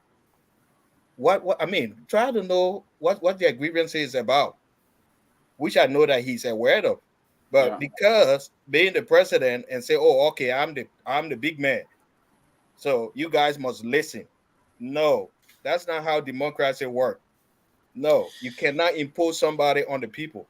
Because if you're talking about democracy, it's the will of the people. So let the people voice be heard. Alfred, please mute yourself, please. Alfred, mute yourself. Yes, the people voice should be heard. And then, like, we know that Liberia, okay, our cultural background, respecting elders is very, very important. That's one thing that we all know. But there are times that when you push people against the wall, my brother, nothing you're going to say that they're going to listen. And that was a political rally. I like the way he addressed it, like saying if you are Sidician or Wiashan, yeah. But there's something that the president forgot to understand. That particular rally, I'm 100% sure that it was not only attended by Sidician. That particular rally, there were other people from other parties. They went there to hear, to listen to the president, and to know what message he brought. It's true. These are things that the people turn up for. Not everyone who turned out the political rally are supporters of you. He went to speak to Liberians. He went to not speak to sedition. Liberians. And Yeah. until our president can see himself as the president of the people, of the entire country, those Very things good. will not stop happening. He Yeah. need to realize that. Thank you, So Nelson. that's Thank you so much. Thank you. Gabriel, let me interrupt 1 minute. I want to welcome my brother Akwe James, veteran journalist from the Liberian Broadcasting System. He served over the years. He was invited as one of our guest panelists today too. Akwe James, you are welcome to the Diaspora Talk. You gotta mute yourself. Yeah. Yeah. Okay. Yeah. Let me say, thanks, AB, and to you and to the entire crew. Yeah, thank you, at least for putting me on board Diaspora Talk. Yeah, thank you. Welcome, my friend. Okay. So let's go to Jerry. Yeah, Jerry, you listen to the president. I mean, it said that sedition were only target audience. I mean, and he didn't. He never wanted to talk to other people because that was like a street. I mean, you having a political rally in the street. Everyone go there from. I mean, Liberians went there. But you are being so specific. If you are not a sedition, if you are not a Weashen, I mean, is this not how people set the tune off for separatism? I mean, being so divisive and something like that. Yeah, before I come to the weird embarrassment and settlement embarrassment in me, I want to disagree slightly with the CEO on the Yeke Koluba issue. Yeke Koluba, since the war, you have not seen Yeke Koluba doing anything to say violent and this, that. If you don't want the cat or the rat to eat the fish, don't let the fish die. Alfred, please do yourself. And that is the issue. Here, like I indicated, Yeke Koluba, the man, he strongly disagree with the president. Many a time, even at the legislature, Buffer Chimo, who was making all the noise around here, marginalizing he even to get opinion across. So sometimes he outbursts, and the way he speaks is a provocation. You deny the man family from traveling until people got to intervene, and government have to make the family to travel. See the level of intimidation and harassment being given, the man crying for a salary, and all these things. So, I mean, Yeke ain't get nowhere to say. Yeke ain't want to buy one single barrel stuff. Yeke ain't bringing no war. It is a government. You listen to the CDC youth chair. When just for voter registration, say that they were going to declare war in the place. Look at the time the campaign was opening. They passed around with caster. They did all these things. But I mean, Yeke doesn't mean harm. But let me come to your question, Gabriel. I listened to my brother, trying to maybe praise the president. Look, there's no room for the president to have offered statements.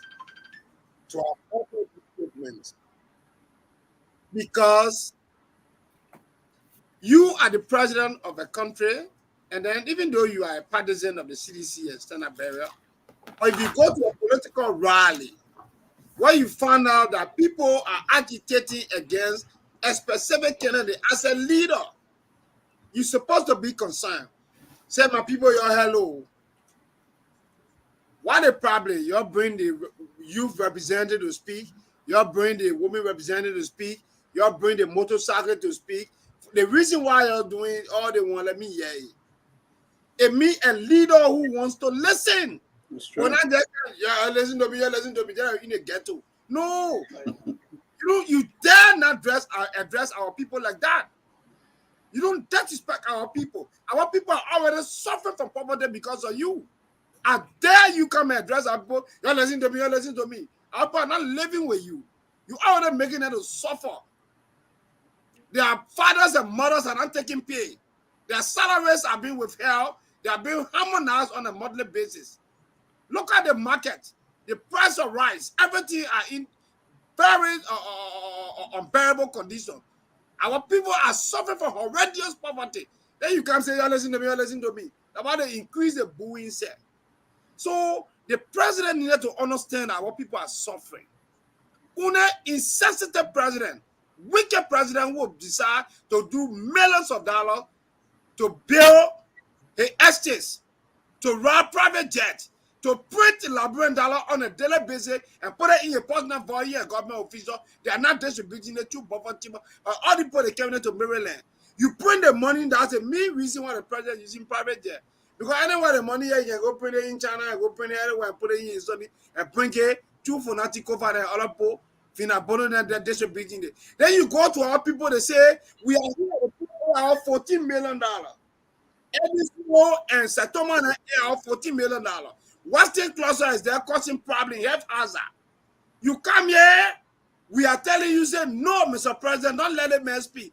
These people are the ones that are suffering us here. So if you come and join them and want to come and disrespect, then every snow can say that, I can't tell about kaka, leka, kaka, leka. I mean, it means that they want to play for all our people. Why Thank you so much, Jerry. Thank you. People telling you that we are suffering, Mr. President. You cannot bring them there who continue to add out to our suffering. If you came from the Southeast, you president, you all can help her, come and help her. Don't bring somebody and can't tell her about stuff. You can't lecture all yet. Our people are suffering.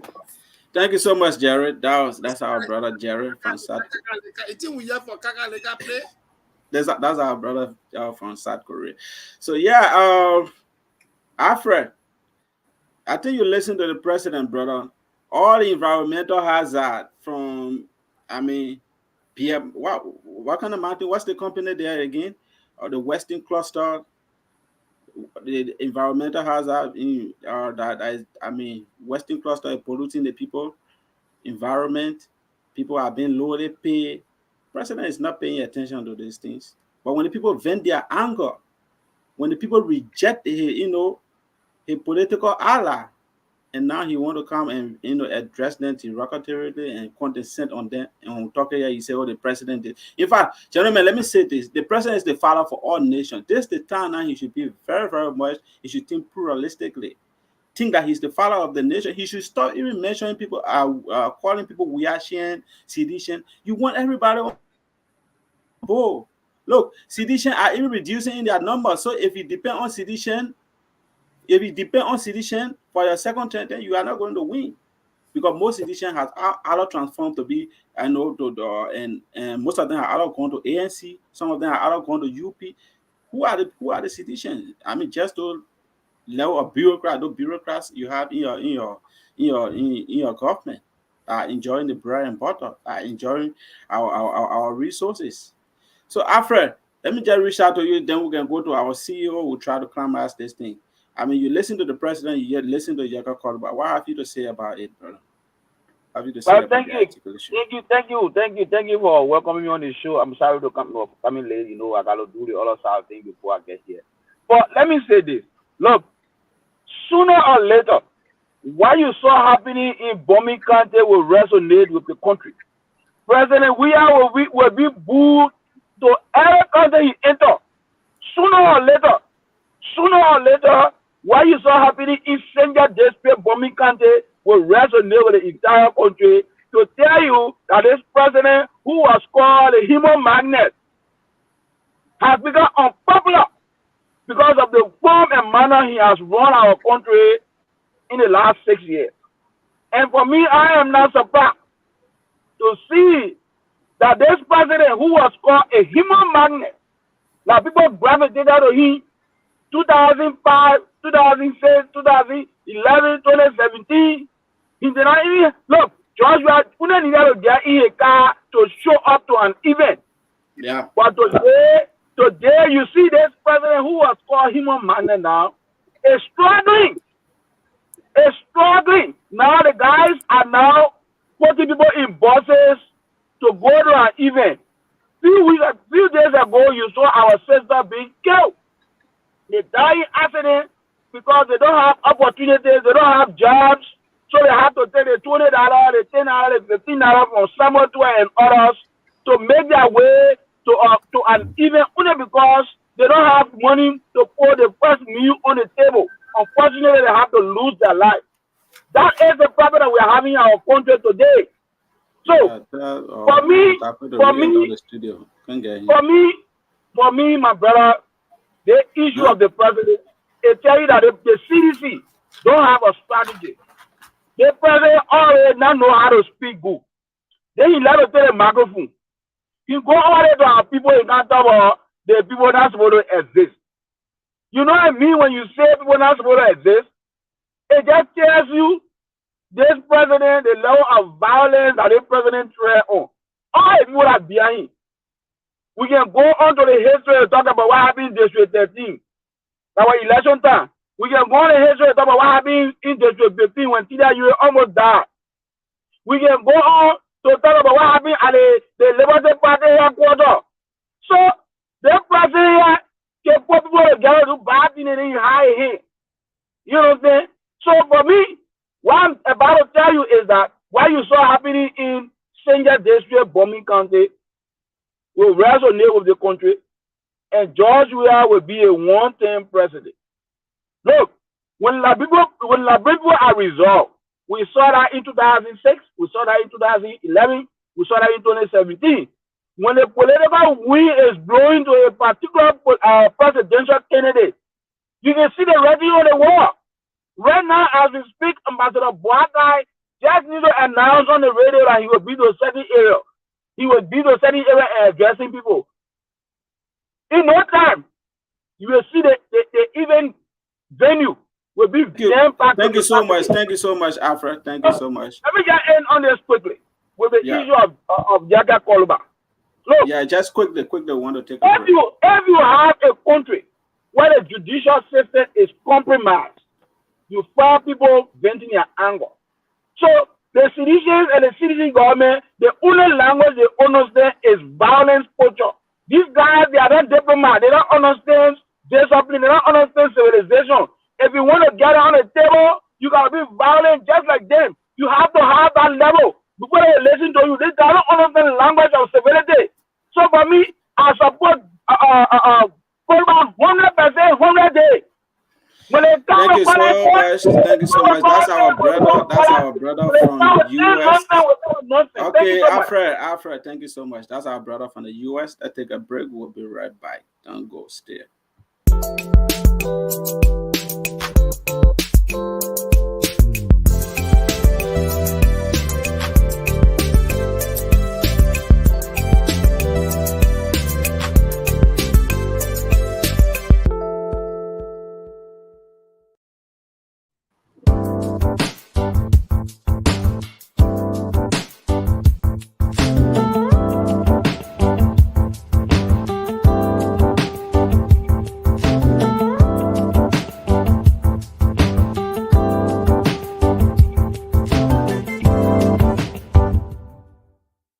Legitimate financial institutions around the world. Corruption is a social danger because it feeds organized crime. It destroys nation states.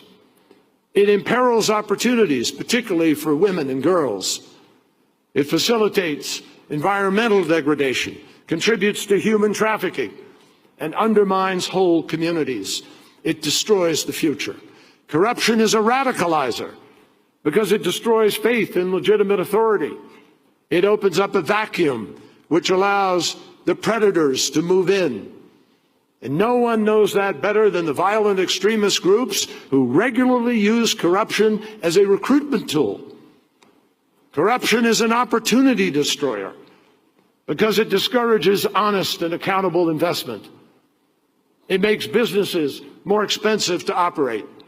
It drives up the cost of public services for local taxpayers, and it turns a nation's entire budget into a feeding trough for the privileged few. And that is why it is imperative that the business community of the world starts to demand a different standard of behavior, that we deepen the fight against corruption, making it a first-order national security priority.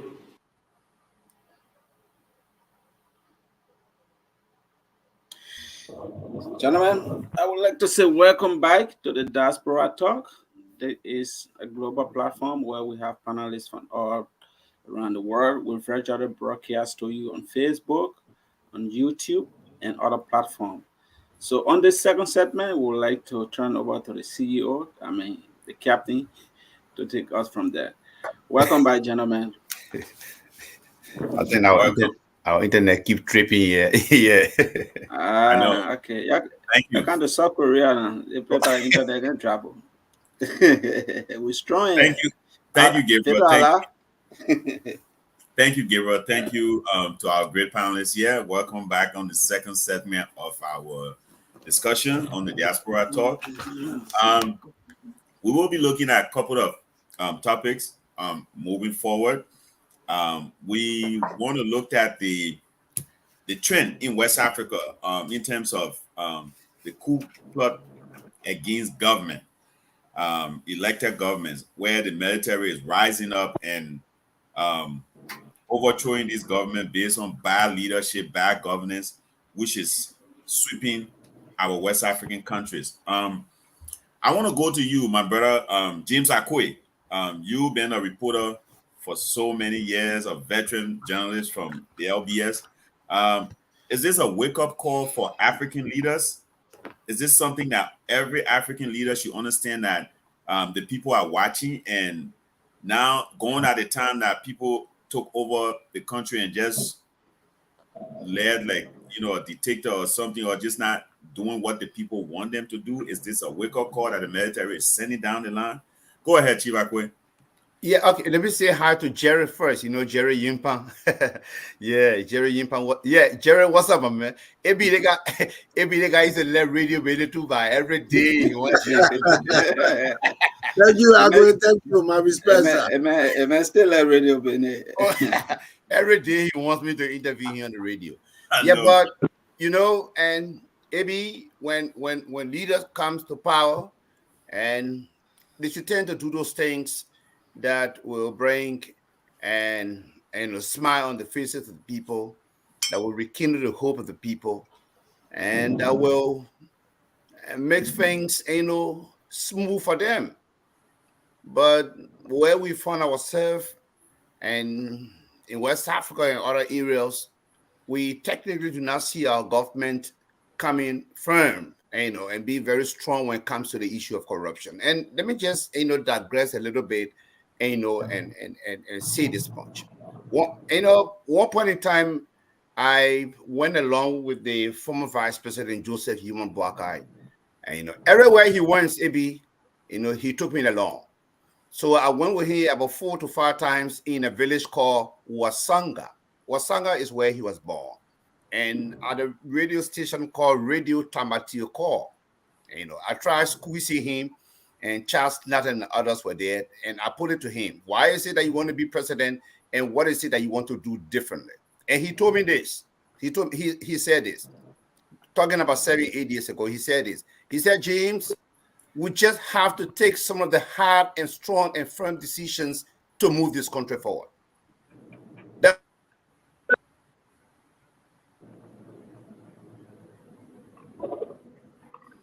Yeah, I think the internet is giving him a little bit of glitch, but as he work on that technical side, we'll move on. I want to go to you, my brother Harris. Harris, you watch the trend in West Africa and other part of Africa. African countries are waking up now. To be specific, the military is waking up and saying, nope, this is not happening. This is not how we want our country to run. We're going to take charge. We're going to make sure we step in. What do you make of that? Is there a wake-up call for our African leaders? And looking at ECOWAS intervention, do you think ECOWAS is making the right decision in terms of how they want to solve these problems? Go ahead, Harris. First thing I would say is that it is something that we all should be afraid of. This is a trend that our prayer mothers and prayer fathers need to pray about. But then again, it is also a wake-up call to governments, to our leaders. But this one, it is not a good one, because whenever there's a coup d'etat, anyhow, people get killed. Anyhow you do it, there'll be life that will be lost. So if this thing becomes a general trend wherein we start seeing it in 6, 7 African countries, and so that means we are going back to those days. You see, for the Republic of Korea, this country called Korea, I love their system. If you are a president and you get to power and you misbehave, they're going to leave you. You enjoy yourself, enjoy your term. Right after you leave, trust me, you are going to jail.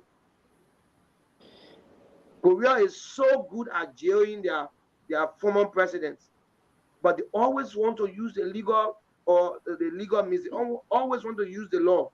Back in those days, They did the same thing that our African, countries are doing, and it resulted into chaos. Today we are enjoying Korea, we are enjoying everything, good economy, good, roads and everything. Korean people decided that they will not go back to this, kind of life wherein they have to be war for war. So even though it's a wake-up call to our government, and there's to say that if they love their people, if they love the life of their people, they need to put themselves together and start doing the right thing for the people. Because at the end of the day, you don't want to mess with the army, no matter how powerful you can be. Everyone knows you don't want to mess with the army. But then again, I would like to send this message out to all our brothers and sisters in the army. Please, let us not reach to that point. Because at the end of the day, what is more important is the life of every citizen. That is the reason why you are fighting. And if this fight is going to lead to, you taking someone's life or someone's life being lost in the process, then what's the essence of the fight? So for me, I will always preach democracy. You can Thank you. allow them have their will, but at the end of the day, once they leave office, let them be persecuted for their actions. Thank you. Thank you, Harris. That was our brother Harris there. I get you, Harris. You talking about the rule of law. They have a system that works for them. Does that work in other countries, like African countries? Don't think so. So we will move forward. I go to my sister, Cecilia Henry. Cecilia, you from the Vanguard background. I get it. You know what I mean? We could step up, take charge, make it happen. But now we're seeing this trend going down in Africa. Like the military is like, no, it's enough is enough. The country is not going good. The politicians are doing things their way. The people are suffering. Things are not happening. We got to step in. We got to cut this off. What do you make of it, Cecilia? Is this the right trend that we going like we on right now, or do we go with Harris that just let him be and go through the legal process if that will ever work in Africa? Go ahead. Right now, what Harry said, I would take piece of it and add it to my own opinion. Um, I think he's speaking in terms of peace. Because Okay. if military having to, that is if they having to do what we all saying right now, our own people going to be the one to suffer. We away, you away. You got your old mother, you got your old uncle, you got your younger, because these are the group of people that suffer. It's not like the active people like us are able to hang around. But another thing again, uh, like Yeka Koluba, his statement for me, honestly, to be sincere with everyone on this page today, I really don't know all the people because as soon Josh we are took over, I was saying Mali for peacekeeping. So I don't know anything about whoever that there. And for peacekeeping strategy in the US are in Canada now. So, but my issue is the way Yeka Koluba present his message, whether frustration, whether in a current situation, it's not suiting Liberia's situation. Okay. If someone had been traumatized either by marriage or someone was raped, anytime you see a naked man, it will give you a flashback. Yeke Koluba, sometimes his message that he sent out there, it sounds good, but the way he present it, the roughness, and once Take your time. Take your time. that guy is coming from, they are united for that end. So if he coming on that sometimes, sorry if I a little bit taking you back to what we discussed previously, I won't stay long, but let me just put my input. But if we look at Yeke Kuluba from his background and the majority of the young victims in Liberia can't cooperate to do anything. Yeke Koluba's statement are so true. I no problem. You and I would know that fiasco. But they got the available disgruntled guys that are ready to support anything at any given time because their dream was taken backward. It's not like you and I, we have dream, we have future, we want to do this. Those guys that situation have played with them, we are all the same, but people that were really victim of all those things, they're waiting for everybody to be victim. So for me, Yeke Koluba's statement, I don't joke with it. I really like I do. If I say now that I take action because I can't in any way take action, but I take it serious within myself, and someday it play on me because that guy, the way he says things, and look at Liberia now, a lot of people willing to do anything that will help them up. That 1.2. Right now, I don't know if the military have said something about what's going on, but I believe too much extreme poverty can lead someone to what they need not to do. It's true. It's true. So, because military must be the last people, the very, very last people. But if in a way, I don't know or I never heard it, if they're having to come up and raise the red flags in this situation, it means that things. Sorry, guys. Take your time. Take your time. Drink some water. More water. Yeah, you're cool, eh? The cool now for guys. The AC was high. I got asthma, so everything gonna come out together. Yeah, sorry. Go ahead. Go ahead. We gotta go. For me, I pray and I don't. This is where I say I stand with Brother Harris. We don't pray for even the military to even lose break to say, okay, we tired. And I know indeed they are tired. I was there 12 years. So I know indeed they are tired. So we keep praising and praying that God should suppress everything with their mind to how to go. Because anything that happen, you and myself, we left our old people back when we here. They're going to definitely go through it. Your own comment not going to help your mind. Thank you. Thank you there. So that was our sister Cecilia. She's there in Canada. So I'll go to you, Alfred. Alfred, again, we've seen what happened in Africa, meaning our region, the West African region. We see the military stepping up and getting stuff done with politicians. But fortunately, there's not a lot of casualty in terms of those overthrowing. We didn't see them killing presidents like in the past. You know what I mean? It's been peaceful. Yeah, they will arrest them, house arrest, but then take charge and say, listen, the country has to go a different direction. What do you make of it? Is this something that our leaders need to wake up? Is this something that the military is doing that is right or wrong? Or what do you think is the issue of this uprising of the military? Go ahead, my brother. How I wish that the spirit of Thomas Sankara will rise again in every African leader. How I wish that the spirit of Osagyefo, Kwame Nkrumah, will rise again in the continent of Africa. Look, when we come here and sit down and we're talking about the geopolitics, we have to hit the nail on the head. What are the underlying factors that causing military coups in these countries, especially in the 21st century? Right. You understand? You have African leaders who have become puppets to Western imperialists. They suppress their countries. They suppress their people in the name of democracy. I will tell you, in the 21st century, African leaders have not come to understand the concept of democracy. We just talk about it. The democracy, we don't understand it. Because what you see happening in Mali, what you see happening in Burkina Faso, what you see happening in Niger is as a result of imperial influence. How is it that Niger will produce 5% of the world uranium, but the people live in darkness? How is it that Niger will be producing oil and the people stay living abject poverty when you have few people stealing the country resources and the people living abject poverty? How is it that Niger will be one of the world producers of uranium and the people living abject poverty? No electricity, no good health care. Then you come here, you talk about military.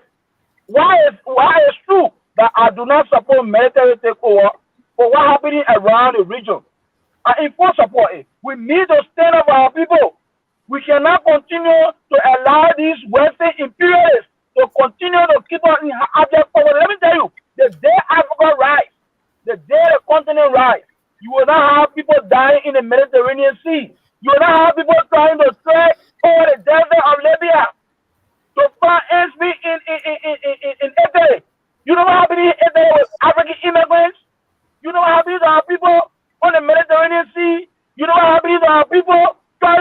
to get into Europe. So we have to be serious here. We have to be serious here. So for me, I want to see a real serious amalgamation between Burkina Faso, Niger, Mali.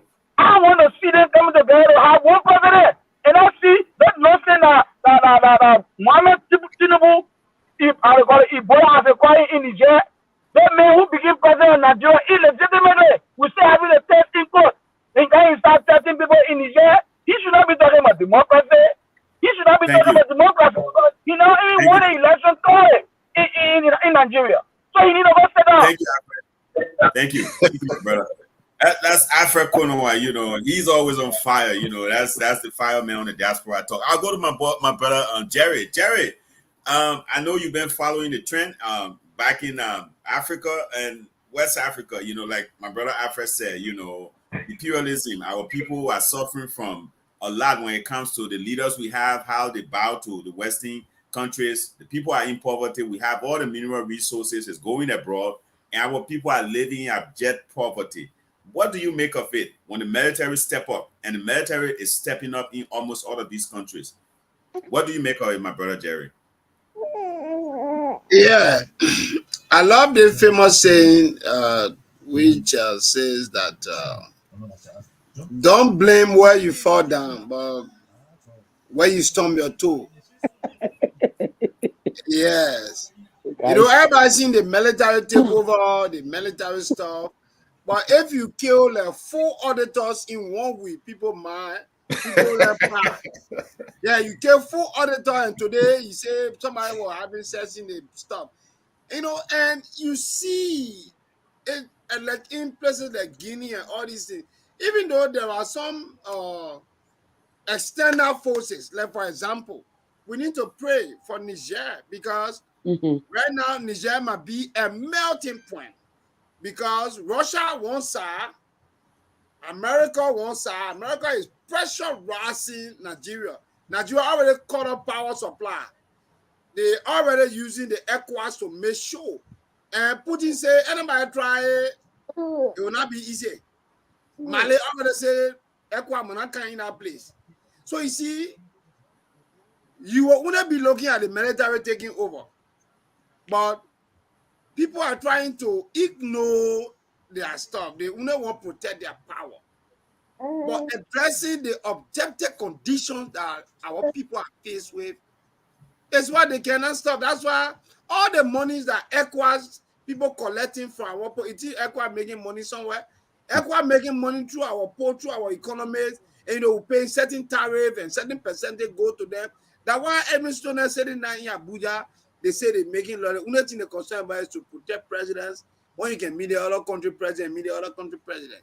So addressing the objective condition that our people are faced with should be our major concern. How do we address the health issue? See, Jumuiya in Guinea. So just to hold you that goes to ECOWAS, right?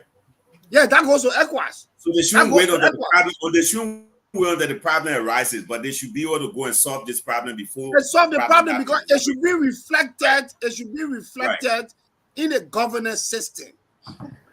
What does it take you? For me, as a student of public sector management, and, you know, there's a thing in trade they call substantive coverage approach. I gave you a typical example: the West Africa Power Pool. You see how it will help the region because you say, okay, Liberia people, they want the me or one can do certain big project now.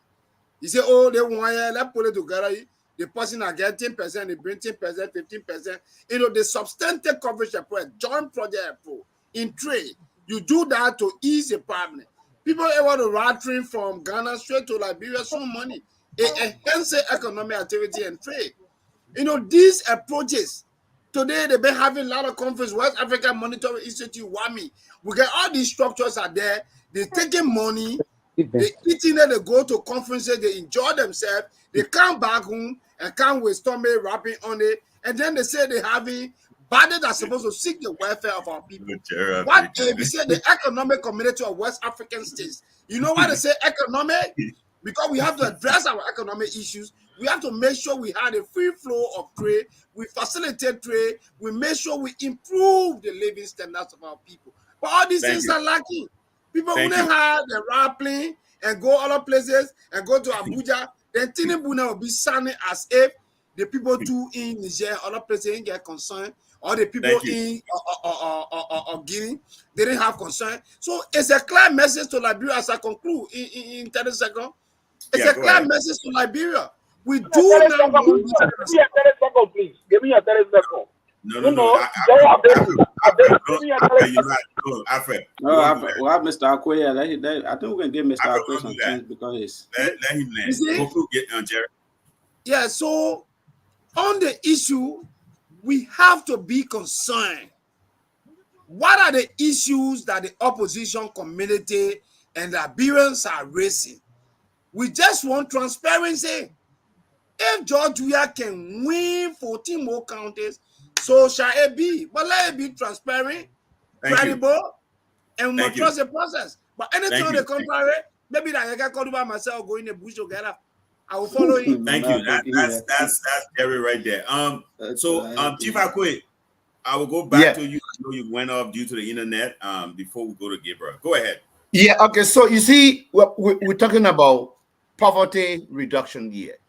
So when people come to power, they should begin to do those things that will add value to the life of the ordinary people.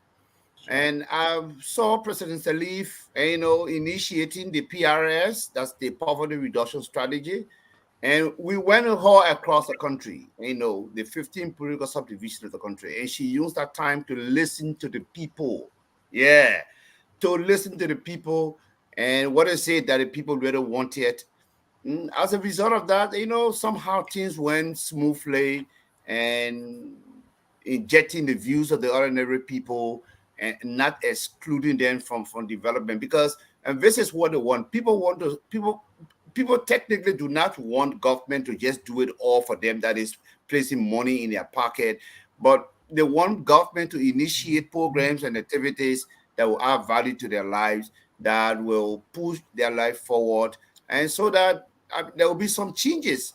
If we don't have that, and we'll continue to have this problem of people seeking a better life in like Alfred was saying, in diaspora, and trust me, we had a friend who left in the sea, a graduate from the University of Liberia, in search of a better life too, on that boat, and the guy left in it. Yeah, very close friend.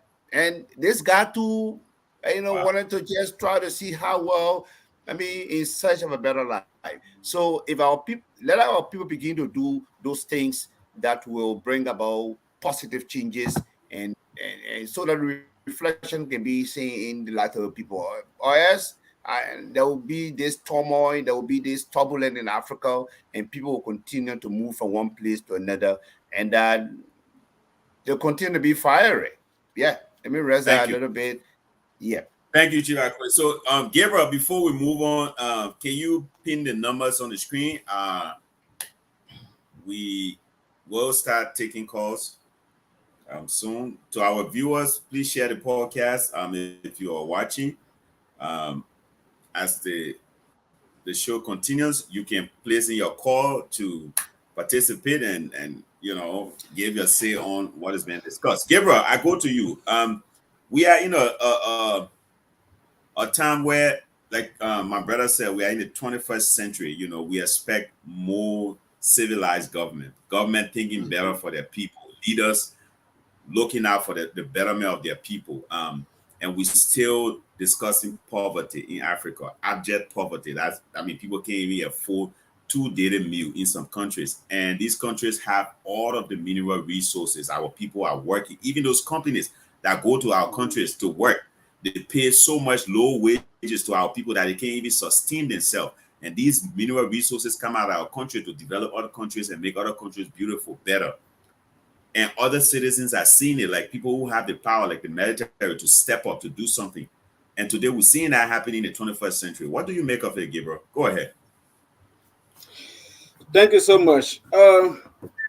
Gabriel, before you go ahead, Gabriel, let me take this caller. Okay. Good morning, caller. Your name and where you call from?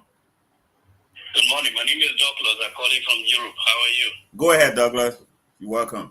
Thank you very much. Thanks to Jerry. We are firing down there, you know. Look, let me tell you, the Africans are their own problem. They are their own problem. For example, look, these are simple things. Why I campaigning on the ring, my brother? The ring is just a single person that will tell the people, go and vote for the ring. You cannot go to Grand, you cannot go to Lufa because you need to reach the people. So you can change the date of the campaign or election maybe to November and December. Cannot do that single message. Now, political parties, they are funded. What do you do?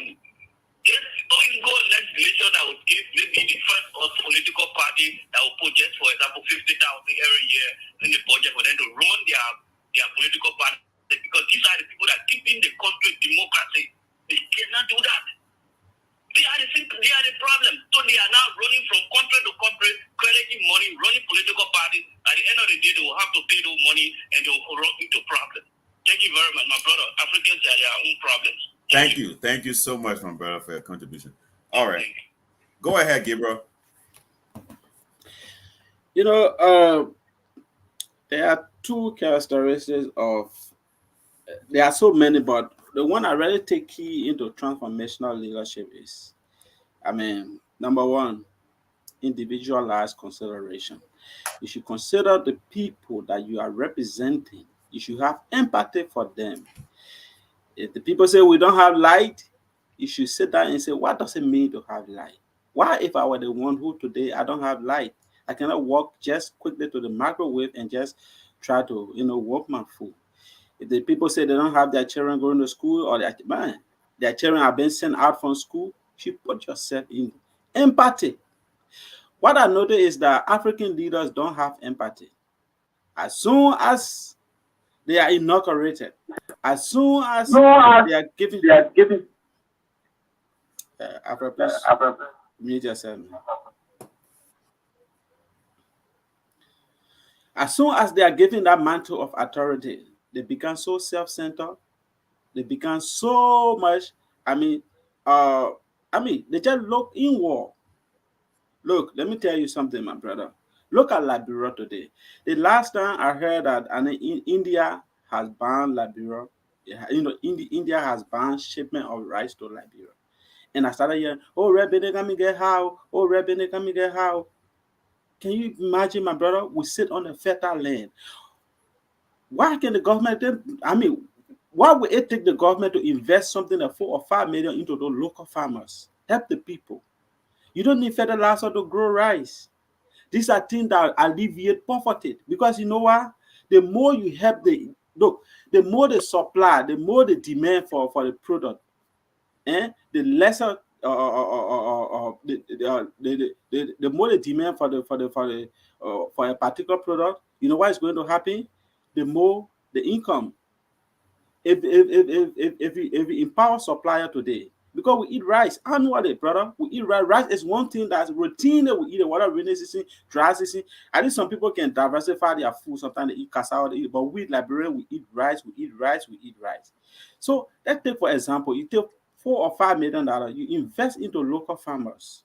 And the local farmers, you empower them economically. That's alleviation of poverty. We should not be reliant on India to send food for us, to send rice for us. And you know what? They are selling it as skyrocketing prices. While we have fertile land, my brother, you just need to walk behind the soil, just behind your house, and just throw something there. But again, subsistence farming cannot make it. We need to go into mechanized farming. These are some of the ways in which we alleviate poverty. But people don't understand. They join in cahoot with it. I don't want to sound somehow divisive here, but the Lebanese people, they take commission from them for them to import rice, $2 per bag. If you are importing 5 million a bag of rice in the country, and you have $2 on it as government official, do you know how much you will be making? Gabriel, let me hold you there 1 minute. So I know you talk about African leaders not having empathy. My question to you, is it really about empathy? Is it about having vision? Empathy is one thing. empathy is one thing. Listen to me now. Do our African leaders even have the vision to lead, like what they want to do for their people? Do they even have that? The first thing is that they have the vision, but they are not aligning with the vision. They are somehow distracted. Go ahead. And they are distracted because of personal ego. They are not distracted because of they are distracted because of personal ego. Every politician you talk to now, especially in Liberia, to give their platform, they have the nastiest things. They have it on paper, but to implement these things, you know what kicking them off their platform is the personal ego, the personal request, nepotism, cronyism. People come out and tell them, you know what? There's nothing much after the presidency. You'll be going broke. You have to protect yourself. You need to have that fallback position. You need to have that economic that economic cushion that when you fall tomorrow you can just relax on it, because you know what? There's nothing much right after the presidency. So egotism, selfishness kick them out of their vision. They have the vision, but they don't have the empathy for the people. They are self-concerned. They look towards themselves. So I would like to say, as long as our people only look after themselves, they look after their people, they look after, they have that parochial mindset, like Africa is not going to go anywhere. So sometimes they say, if you don't want the cat to eat a fish, tell the fish not to smell. So if you don't want our people, if you don't want if you don't want the military to go about what they are doing, then our people need to just fulfill their promises. Thank you so much. Thank you, Gabriel. Nelson, are you there? Because I know you've been off for a while. If you are not, then I'll go back to Alfred. Alfred, I know you wanted to say something. Go ahead. You got. I'll give you the time. Well, let me use my time to Jerry, and then Jerry will yield time to me, because I think I saw in the chat that he wants to leave, so that he can just get a final point. All right, Jerry, go ahead. Yeah, thank you, guys. It's a pleasure to be here. I pray every time to be here at this time, except we got to get ready for some activities. But let me say this to our people. I'd like to say thank you to the people of Nima. Thank you to the people of Monserrato, Basso, Bon County. Liberians that have decided to support DMB. It is the right thing to do. That's why I like Sonic Diaspora when he said, wherever you come from, come and join the rescue train. And, we are moving. The rescue train lands at the executive mansion on October 10 because we're giving them one-round victory. But let me assure you, like Joseph Walker said, he have not stolen from anybody before. He's a classical example. He's an icon of integrity from the public sector. When you work in the public sector, you cannot get manipulated. He's a straightforward man. He's a man of principle. The man said he got a very clear platform. He's the only presidential candidate that told you exactly we have 6 pillars on which we will operate. We have agriculture. All of us know that goal 2 of the Sustainable Development Goals is zero hunger. Go one say end poverty, zero hunger, quality education, and all of that. You can go on and name all the Sustainable Development Goals, and there are 169 targets. All these things are encapsulated in a word called arrest. That is agriculture, rule of law, education, sanitation, with health components on it, and underpinned by health policy. And building up a vibrant touristic sector or tourism sector, if you like. So, we have a clear background. The man said in the first 100 days, there will be no car stuck in the mud. It doesn't mean we are doing asphalt pavement. No. We just want to make it all-season road. In the meantime, because there must be a farm, the kind of market to farm relationship. That market to farm relationship. While we're working on other plans on our agriculture program to ensure that we construct storage facilities based on the production level. Because when we invest into agriculture entrepreneurship and start to yield the necessary food out of rice production or all of our local products, our farmers need to have storage facilities. So all these things, and then we get public water stations always deployed everywhere. So we are clear, we know, and we tell you how we're going to do it. Maybe we can have another time to bring any sedition. We can tell them exactly. We have the intellectual exchange. We understand. Thank you. I'm so grateful that we have some sustainability idea because I did my, concentration in sustainability at KDI school. But Joseph Barker says you should love Liberia. Think about Liberia, love Liberia. And we will build Liberia together. Only one thing is to be honest. As a student of public policy, I tell you that the best policy is honesty. Honesty is the best policy. Anything on the contrary, we all live in the Western world. We know what honesty speaks to. And so Thank you. it was a wonderful time being Jerry. with you. Yeah, so we are coming to you. Don't worry. Liberia will rise again, honor a JMB Kun, administration. Thank you, my brother. We have a very good Thank you very much. Thank you so much, Jared. All right, so we will go back to Alfred. Alfred, go ahead before we start wrapping up. You can go ahead. Yeah, thank you. What I wanted to say is that when we look at what's going on in our region, it's sad. It's very sad. I mean, sitting where you go where bury the people screwing your candidate, then you go look for burial since 5 years ago. See what happened? See what happened in the Africa. See what happened in the Africa. Alassane Ouattara was forced into office, and the French government made sure that he was president because he's a puppet. All right. See what happened in Senegal? You have a puppet Macky Sall. See what happened in the Gambia? You have a puppet president. You understand? So, for me, I think it is time that African leaders rise up to the movement. Our so-called giant of Africa, who's supposed to be the one to lead the way for African unity. See what happened in Nigeria. You have Boko Haram in the north. You have an ethnic cleansing in Nigeria. You have an election that was rigged by Bola Ahmed Tinubu because he's supported by the West. Now that case is still in court. We know very well that case will not go nowhere because it's in America's interest. It's in France's interest. You see what happened in Ukraine? Why do you think the United States or France or Great Britain cannot allow a communist nation to come close to their border? Why do you think that is so? Because they don't want instability. They don't want nobody to threaten their peace. But these guys had the audacity, they go in our continent, they confuse our leaders, and continue to carry out instability because that's the only way they can get resources. They're looking for corrupt leaders. Look at what's happening in the DRC today. What's happening in the African Republic? These are rich mineral resources countries. DRC alone is the queen of Africa. If we set on this platform, it's important that we encourage our leaders to look in their faces and tell them that enough is enough. We who are now in this new generation, we cannot allow ourselves, our dreams, and our aspirations to be tilted only because you have few African leaders who are very egocentric, who are very corrupt, who are puppets to Western imperial countries and continue to put our people in abject poverty. We cannot accept that.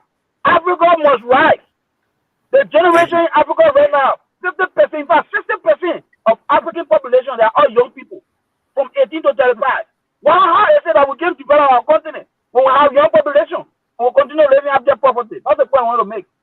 Thank you. Thank you, my brother. So I'll go up to my brother Nelson. Nelson, we discussing the trend in Africa. In Africa. We look at leaders not living up to the expectation of their people. We have coup. Coup is the way of the order of the day. We are in the 21st century. We have countries that have so much value mineral resources that the West is pulling out, and the people who even have these mineral resources are living in abject poverty. Nelson, what do you make of the rise of the military stepping up and putting politicians aside? Well, what would you say to that? Go ahead. Well, I mean, for me, I would condemn that. Coming from a military background, I take serious exception to that. That should not be the result. I mean, that should not be the answer to the problem. That should not be the solution to the problem. Let the will of the people prevail. Let democracy reign from every corner. But I think this is due to something like the military guys are seeing people like those who supposed to step up and make things happen. They are not living up to the task. So I think that's the reason why they are stepping up. But that should not be encouraged because the military, when the military comes in, it always two ways. But for now, like what's happening around the globe, I mean on the continent, I mean, unlike in the past where when they carry on coup, they kill people and stuff like that. But now we see some changes in it. Like they just arrest people, leaders, and then keep them somewhere and all these things. But the military should not be doing that now. That is not a way forward. You can encourage the people to go to general election and then, but all these things, like my brother Jerry said earlier, I listened to him. He said, you don't look where you fall down, you always look to where you storm your toes. It's very important because these what really giving credence to these things now is the way the attitude our leaders continue to exhibit. They are very corrupt and they don't understand. Many of these leaders don't understand a diplomatic language. So that's the reason. And going back, I wore this beret for a reason. Actually, I Yeah, I want was to send a concerned. message. I'm sending a message to President George Weah. It's concerning. Go ahead. Wearing this beret doesn't mean that all the what you do, everybody going to say yes, yes, yes. No, that's not it. That's not the way of the. I mean, that's not the order of the day. You as a leader, I want him to understand that he's the president of the Republic of Liberia. And my message to the rescue mission, I want to tell them that they are on a very good path. Liberia needs to be rescued. Liberia needs to be taken from the hands of these cartels. 6 years, that's enough. If President George Weah should go back, I can tell anybody for free that the cover will be empty. We will go back to something. So that's the message. Thank you, Nelson. So, Gabriel, Yeah. can you please read a few of our comments? I know we have some comments over there. Can you just put a few that you can get hold of? Yeah. So we have Ahase Flomo. He says, shame on you, Rule Roman. I think he was referring to the VP. Okay. Philip Bada, he said, good morning, gentlemen. My first time here. Mr. Johnny Debbie, he said, keep up the good work. All right. Sylvester Wama, yeah. Our, on the Diaspora Talk, our former correspondent. He said, hey, good afternoon, Diaspora Talk. Have Augusta Wa Dipowi. He said, guys, I'm sorry to ask this question. What is the main reason for this Diaspora Talk? The government of Liberia listening to you guys. If not, what next? Any action is the government doesn't listen to you guys. Just sit on Facebook and talk. I don't know what he read it, man. So we have Levi Wilson Sr. He said, yes, Honorable Yaka Korba spoke as a historian according to history. If election is stolen, the law is not fairly and equally distributed. And lastly, if the national cake resources are not evenly distributed, but only few enjoying what belongs to everybody, the others run in the bush or bushes for redress. Wow. And we have Douglas Bello. She said, Pierre, student Jerry. All right, gentlemen. So that's Dawson. Thank you, Gabriel. So I think that would do it for today. We start with Harris on your closing statement as we try to wrap up for today's edition. Go ahead, Harris. You can go ahead with your parting statement. Yes, again, we want to say big thank you to everyone who followed the show. And like I said earlier on, it is indeed a privilege to be on this platform. Now, for my closing statement, I would like to urge the opposition to do their best to have observers in each polling area, because we don't want tomorrow people saying the government cheat, the government did this, the government did that.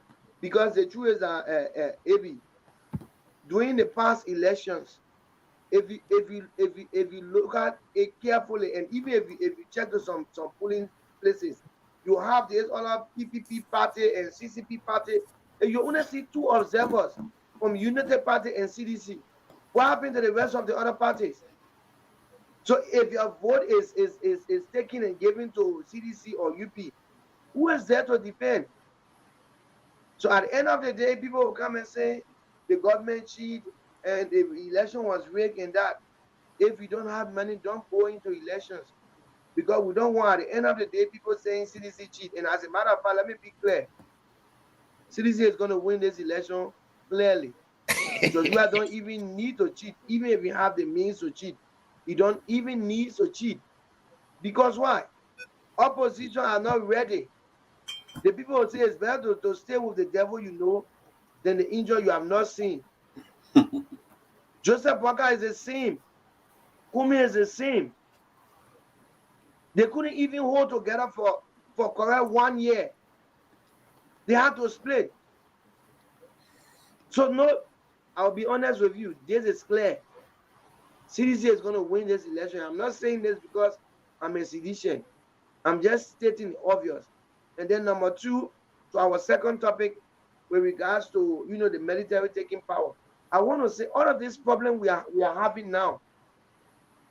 It is not the fastest, or it is not the strongest way to solve this our issue with African leaders being corrupt, like our brother Gabriel said. They don't have compassion for their citizens. This thing, it goes down from the church, our homes, the mosques, and all these religious groups. Parents, train up your children well.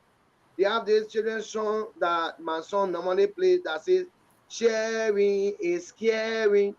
We need to teach our children, and pastors and imam and all these people in the religious area need to teach their children to share and think Thank you. and feel about other people, so that we will Thank you, raise Harry. up godly or good people that at the end of the day, if they get to power, we will not be having this issue. Because the thing is, we're having all of these issues because why? Our homes are not well built. The churches today we are talking about, oh, the government is corrupt. Go in the church, the Pentecostal church, all of them, they are even worse than the government. So who's going to make the change? The change need to start from our homes, our churches, and our mosques. Thank you. Thank you. Thank you. That's my brother Harris. So Chief Akwe, we are wrapping up. You can make your final statement and then also your parting statement. So as we conclude the show for today. Yeah, Go ahead. let me apologize for my end. Let me apologize for my end. And, coming in and going out, coming in and going out, and we hope at least next time we can be somehow stable. But Harris, I technically do not believe that the CDC will win these elections. If we went back there in bombing, you saw what happened in bombing. We are going to campaign in bombing. So, do you think that we are succeeded in governing the maybe when it comes to talking to people and getting the votes? No. And technically we should not do our campaign activities like that. When you go to talk to the people, it's always better to listen to them. And President Salif had the same problem with Setuma, let me tell you. And I was there in bombing. You know what she did? She called all the elders a day before that particular time, because she had a table. She had a discussion with them, and she had a very smooth political rally right there. Nobody came there to say they're going to do this. People should begin to do their homework. It's not possible for any political party to win the election in one round. No, in my view, that's not possible. I think we are partly might have been joking when he said he was going to win the election with more than 3 million votes. But then the number of people who really say in the elections who were to participate in the process, we're talking about 2.5 million people. Yes. So I mean that one is not possible. And Liberians definitely, this is going to be a protest vote. People are angry, people are frustrated, and on that basis, trust me, they will be given this incumbent and the choice of Harris. We're talking about the CDC, we and the rest of it. Will be technically defeated, free, fairly, and that is it. On the issue of corruption concerning ECOWAS, when people come to power, they should begin to do those things that will add value, to the lives of the people, put smiles on the faces, or else we'll continue to have turmoil and our people will continue, to resist, any regime for that matter. ECOWAS should not sit there and begin to sound and ring bells. And when these things are happening, ECOWAS should be much more concerned about good governance. Yeah, ECOWAS should be, let that committee be set up now. Monitor the 15 countries. What is it? What are you hearing from the ordinary people? I think ECOWAS should be much more concerned about good governance, how elections are conducted, and the rest of it. And they should not wait for flames, for fire, and before coming out. In our own country, that the people went down to the slum community and they decided to elect Weah as their own. They felt that Weah definitely was going to change the tide and raise the whole people. But what do they see? And people are frustrated. So, and trust me, man, Harris, if you call back home, like I was telling you, a friend of mine who also graduated in 2016 from the University of Liberia left right on the hot seat there. This guy was coming in search of a better life. People should not be risking their life that way. In as much as we have those mechanisms put into place, so that people can be able to, move their life forward, and those things will not be happening. So let me end on that note again. My apology to the chief It's CEO understandable. Yeah. and to every one of you. I definitely, trust me, I'm going to be a part of this platform. I will make it my duty to always be here. And my Piki AB has been behind me for some time. Trust me. And I will make sure also to see how well I can bring some people. Like the party chairman of the United Party, Reverend Luther Tape, is a very close friend of mine. Trust me. Yeah. Very close friend of mine. Yeah. He's my bully. Yeah. Very close friend of mine.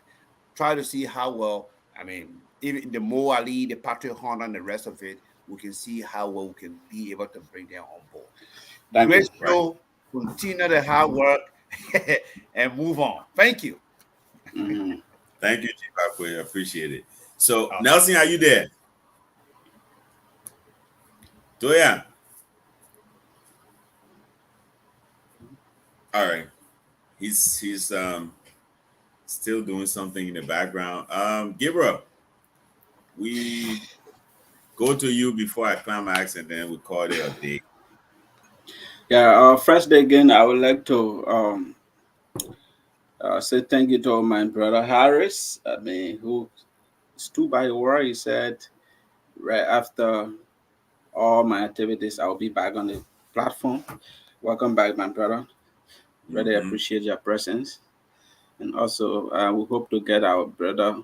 This is, a global platform. We need more people, This, stream, y'all gave us the opportunity to have like 10 to 12 people on the stream. So you are welcome here anytime.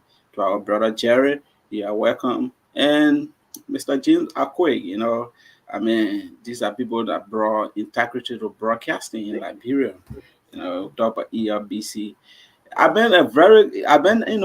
had so much penchant for radio station, right? At one time I wanted to become a journalist, but what made me to, we just joke, let me just say this. What made me to really run away from that is that, saying that came, I'm a little bit shy. Yeah, I'm shy.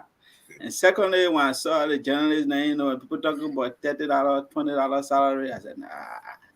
Am I willing to settle for this? Yeah, am I willing to settle for this?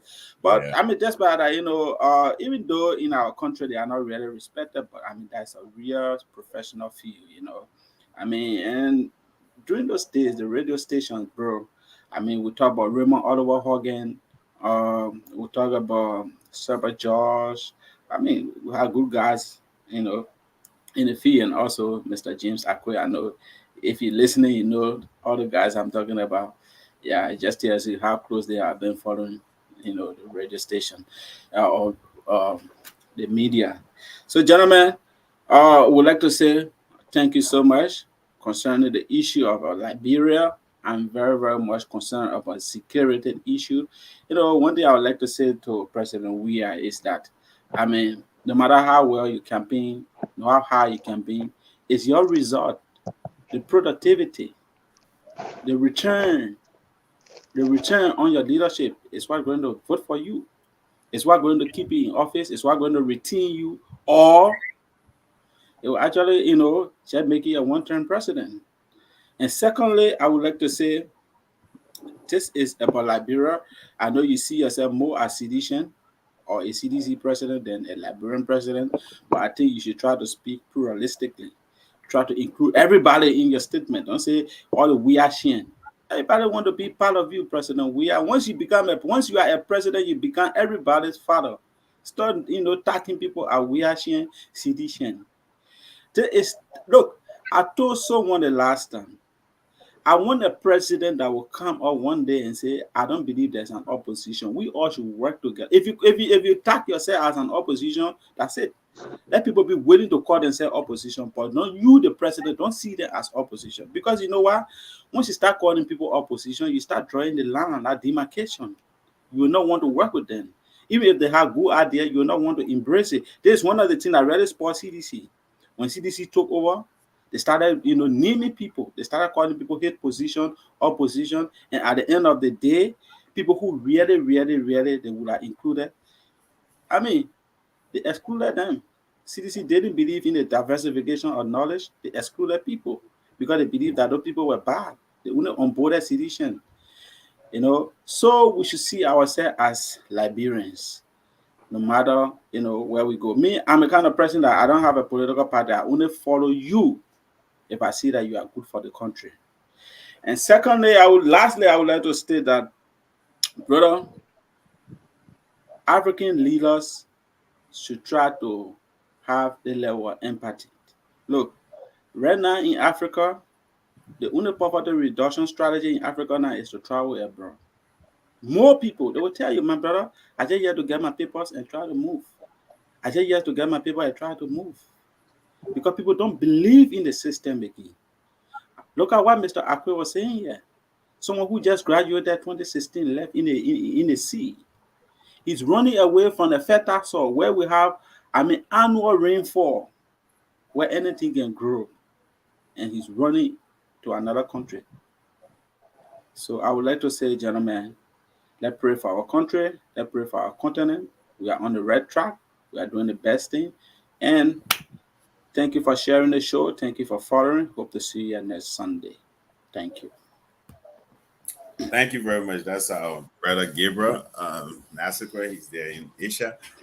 From my end, I would like to start up by sending a condolence to our sister. And sorry, Timas. When you finish, just after this, call me and we need to talk or something. I send you a message. Okay. All right. So I would like to start off by sending a condolence to our sister Mercy Tutu Bro. She's the Iron Lady of the Diaspora Talk, and she lost her husband a few weeks ago.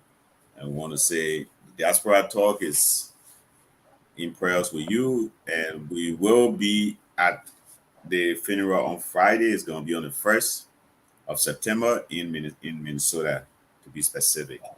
I know it's not an easy thing to lose a loved one, so we want to say take heart and be strong. Such is life. Moving forward, I want to thank my guest panelists that came on today. That's in person of the man Akwe James, who is a veteran journalist of the Liberia Broadcasting System back in Liberia, and my sister Cecilia Henry and Nelson Doya. These guys were our guest panelists today, and all of our other panelists. Also, my brother Harris, who was with us from the beginning of this platform. And congratulations, Harris. He just graduated the university, and after his studies, he's back here with us. I want to say congratulations, my brother, and welcome back wholeheartedly.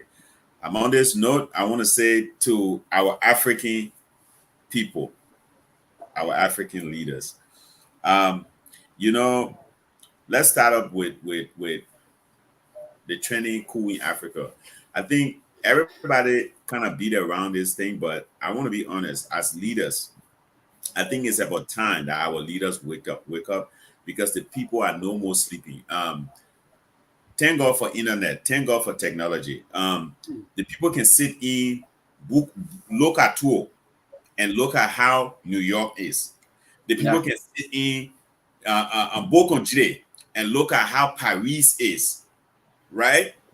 So when the people see other people living this life and they are not, when the people know that most of the mineral resources coming from us to these big countries and big cities, we suffer. Our people labor and work hard, and these people come and take everything and take it to their country. And then our people have to follow those things, go to those countries to find a better life. I think it's frustrating. It's one of the greatest crimes against humanity. And if any president in Africa cannot look at that and see it as something that our people are waking up, yes, the military will step up. It's not something that I personally condone, but I will be also honest that the rule of law does not work in Africa. There is no president in Africa that leave power and will be prosecuted and ever be found guilty to go to jail. Never seen one, never heard of one. You guys can correct me. Because the way African leaders lead, the system is broken. They put their booties in power to protect them while they rob the people. And these are the kind of system that our people are fed up with. So at this point, I will also go to ECOWAS. ECOWAS, you guys, like Jerry was saying, y'all go to all these meetings in Abuja and eat a bunch of food and your stomach grow and all that stuff. That's not what the ECOWAS were meant for.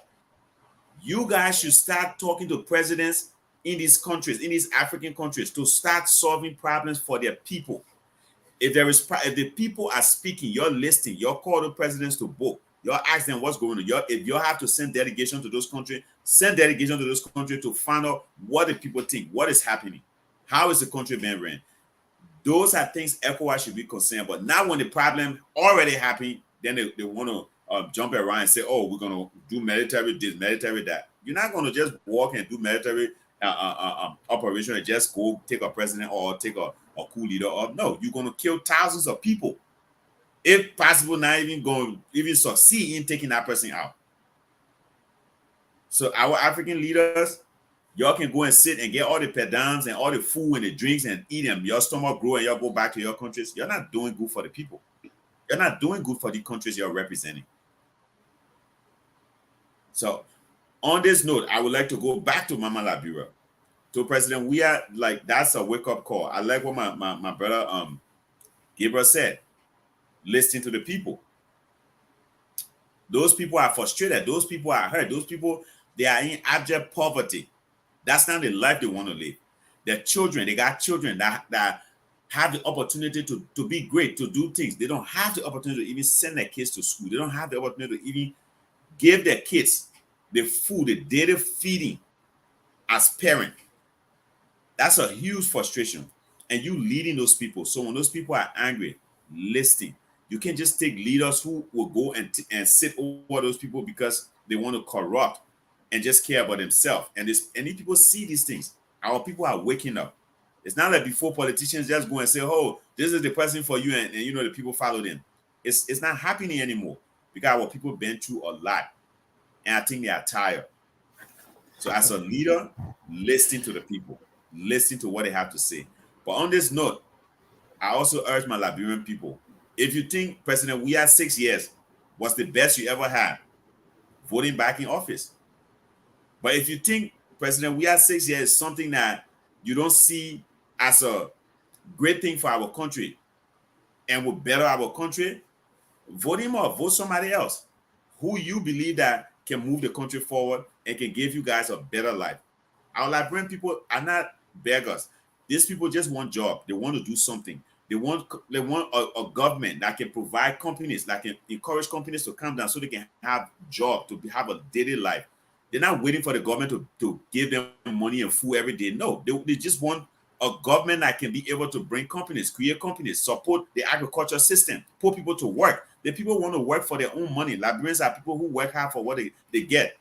They want to work for their own money. They're not waiting there and begging, we can't give me $5, $10 and beg or rest. No, they want to work, but it's the government supporting it. It's the government bringing companies to have these people hired to work on a good wages, not just coming to treat them like slaves. So those are things that I say to them. If you feel President we are 6 years was good for you, re-elect him. But if it wasn't, and you don't see this man presidency as something that will move this country forward and give you and your children a better life, vote him out. On this note, gentlemen, I want to say thank you to our audience. Thank you to everyone for sharing, for calling, making your comments. Next Sunday, we'll be right back here, and this is the Diaspora Talk. Thank you. Back to you. Thank you so much. Okay, thank you so much for following. This is the Diaspora Talk, broadcast to you from Korea, the USA, Canada, and I would like to say thank you for following. We'll be here next Sunday.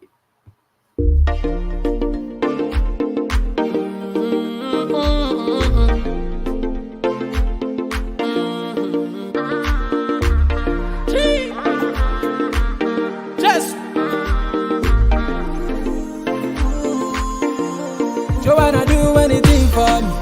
Joanna take me go Paris.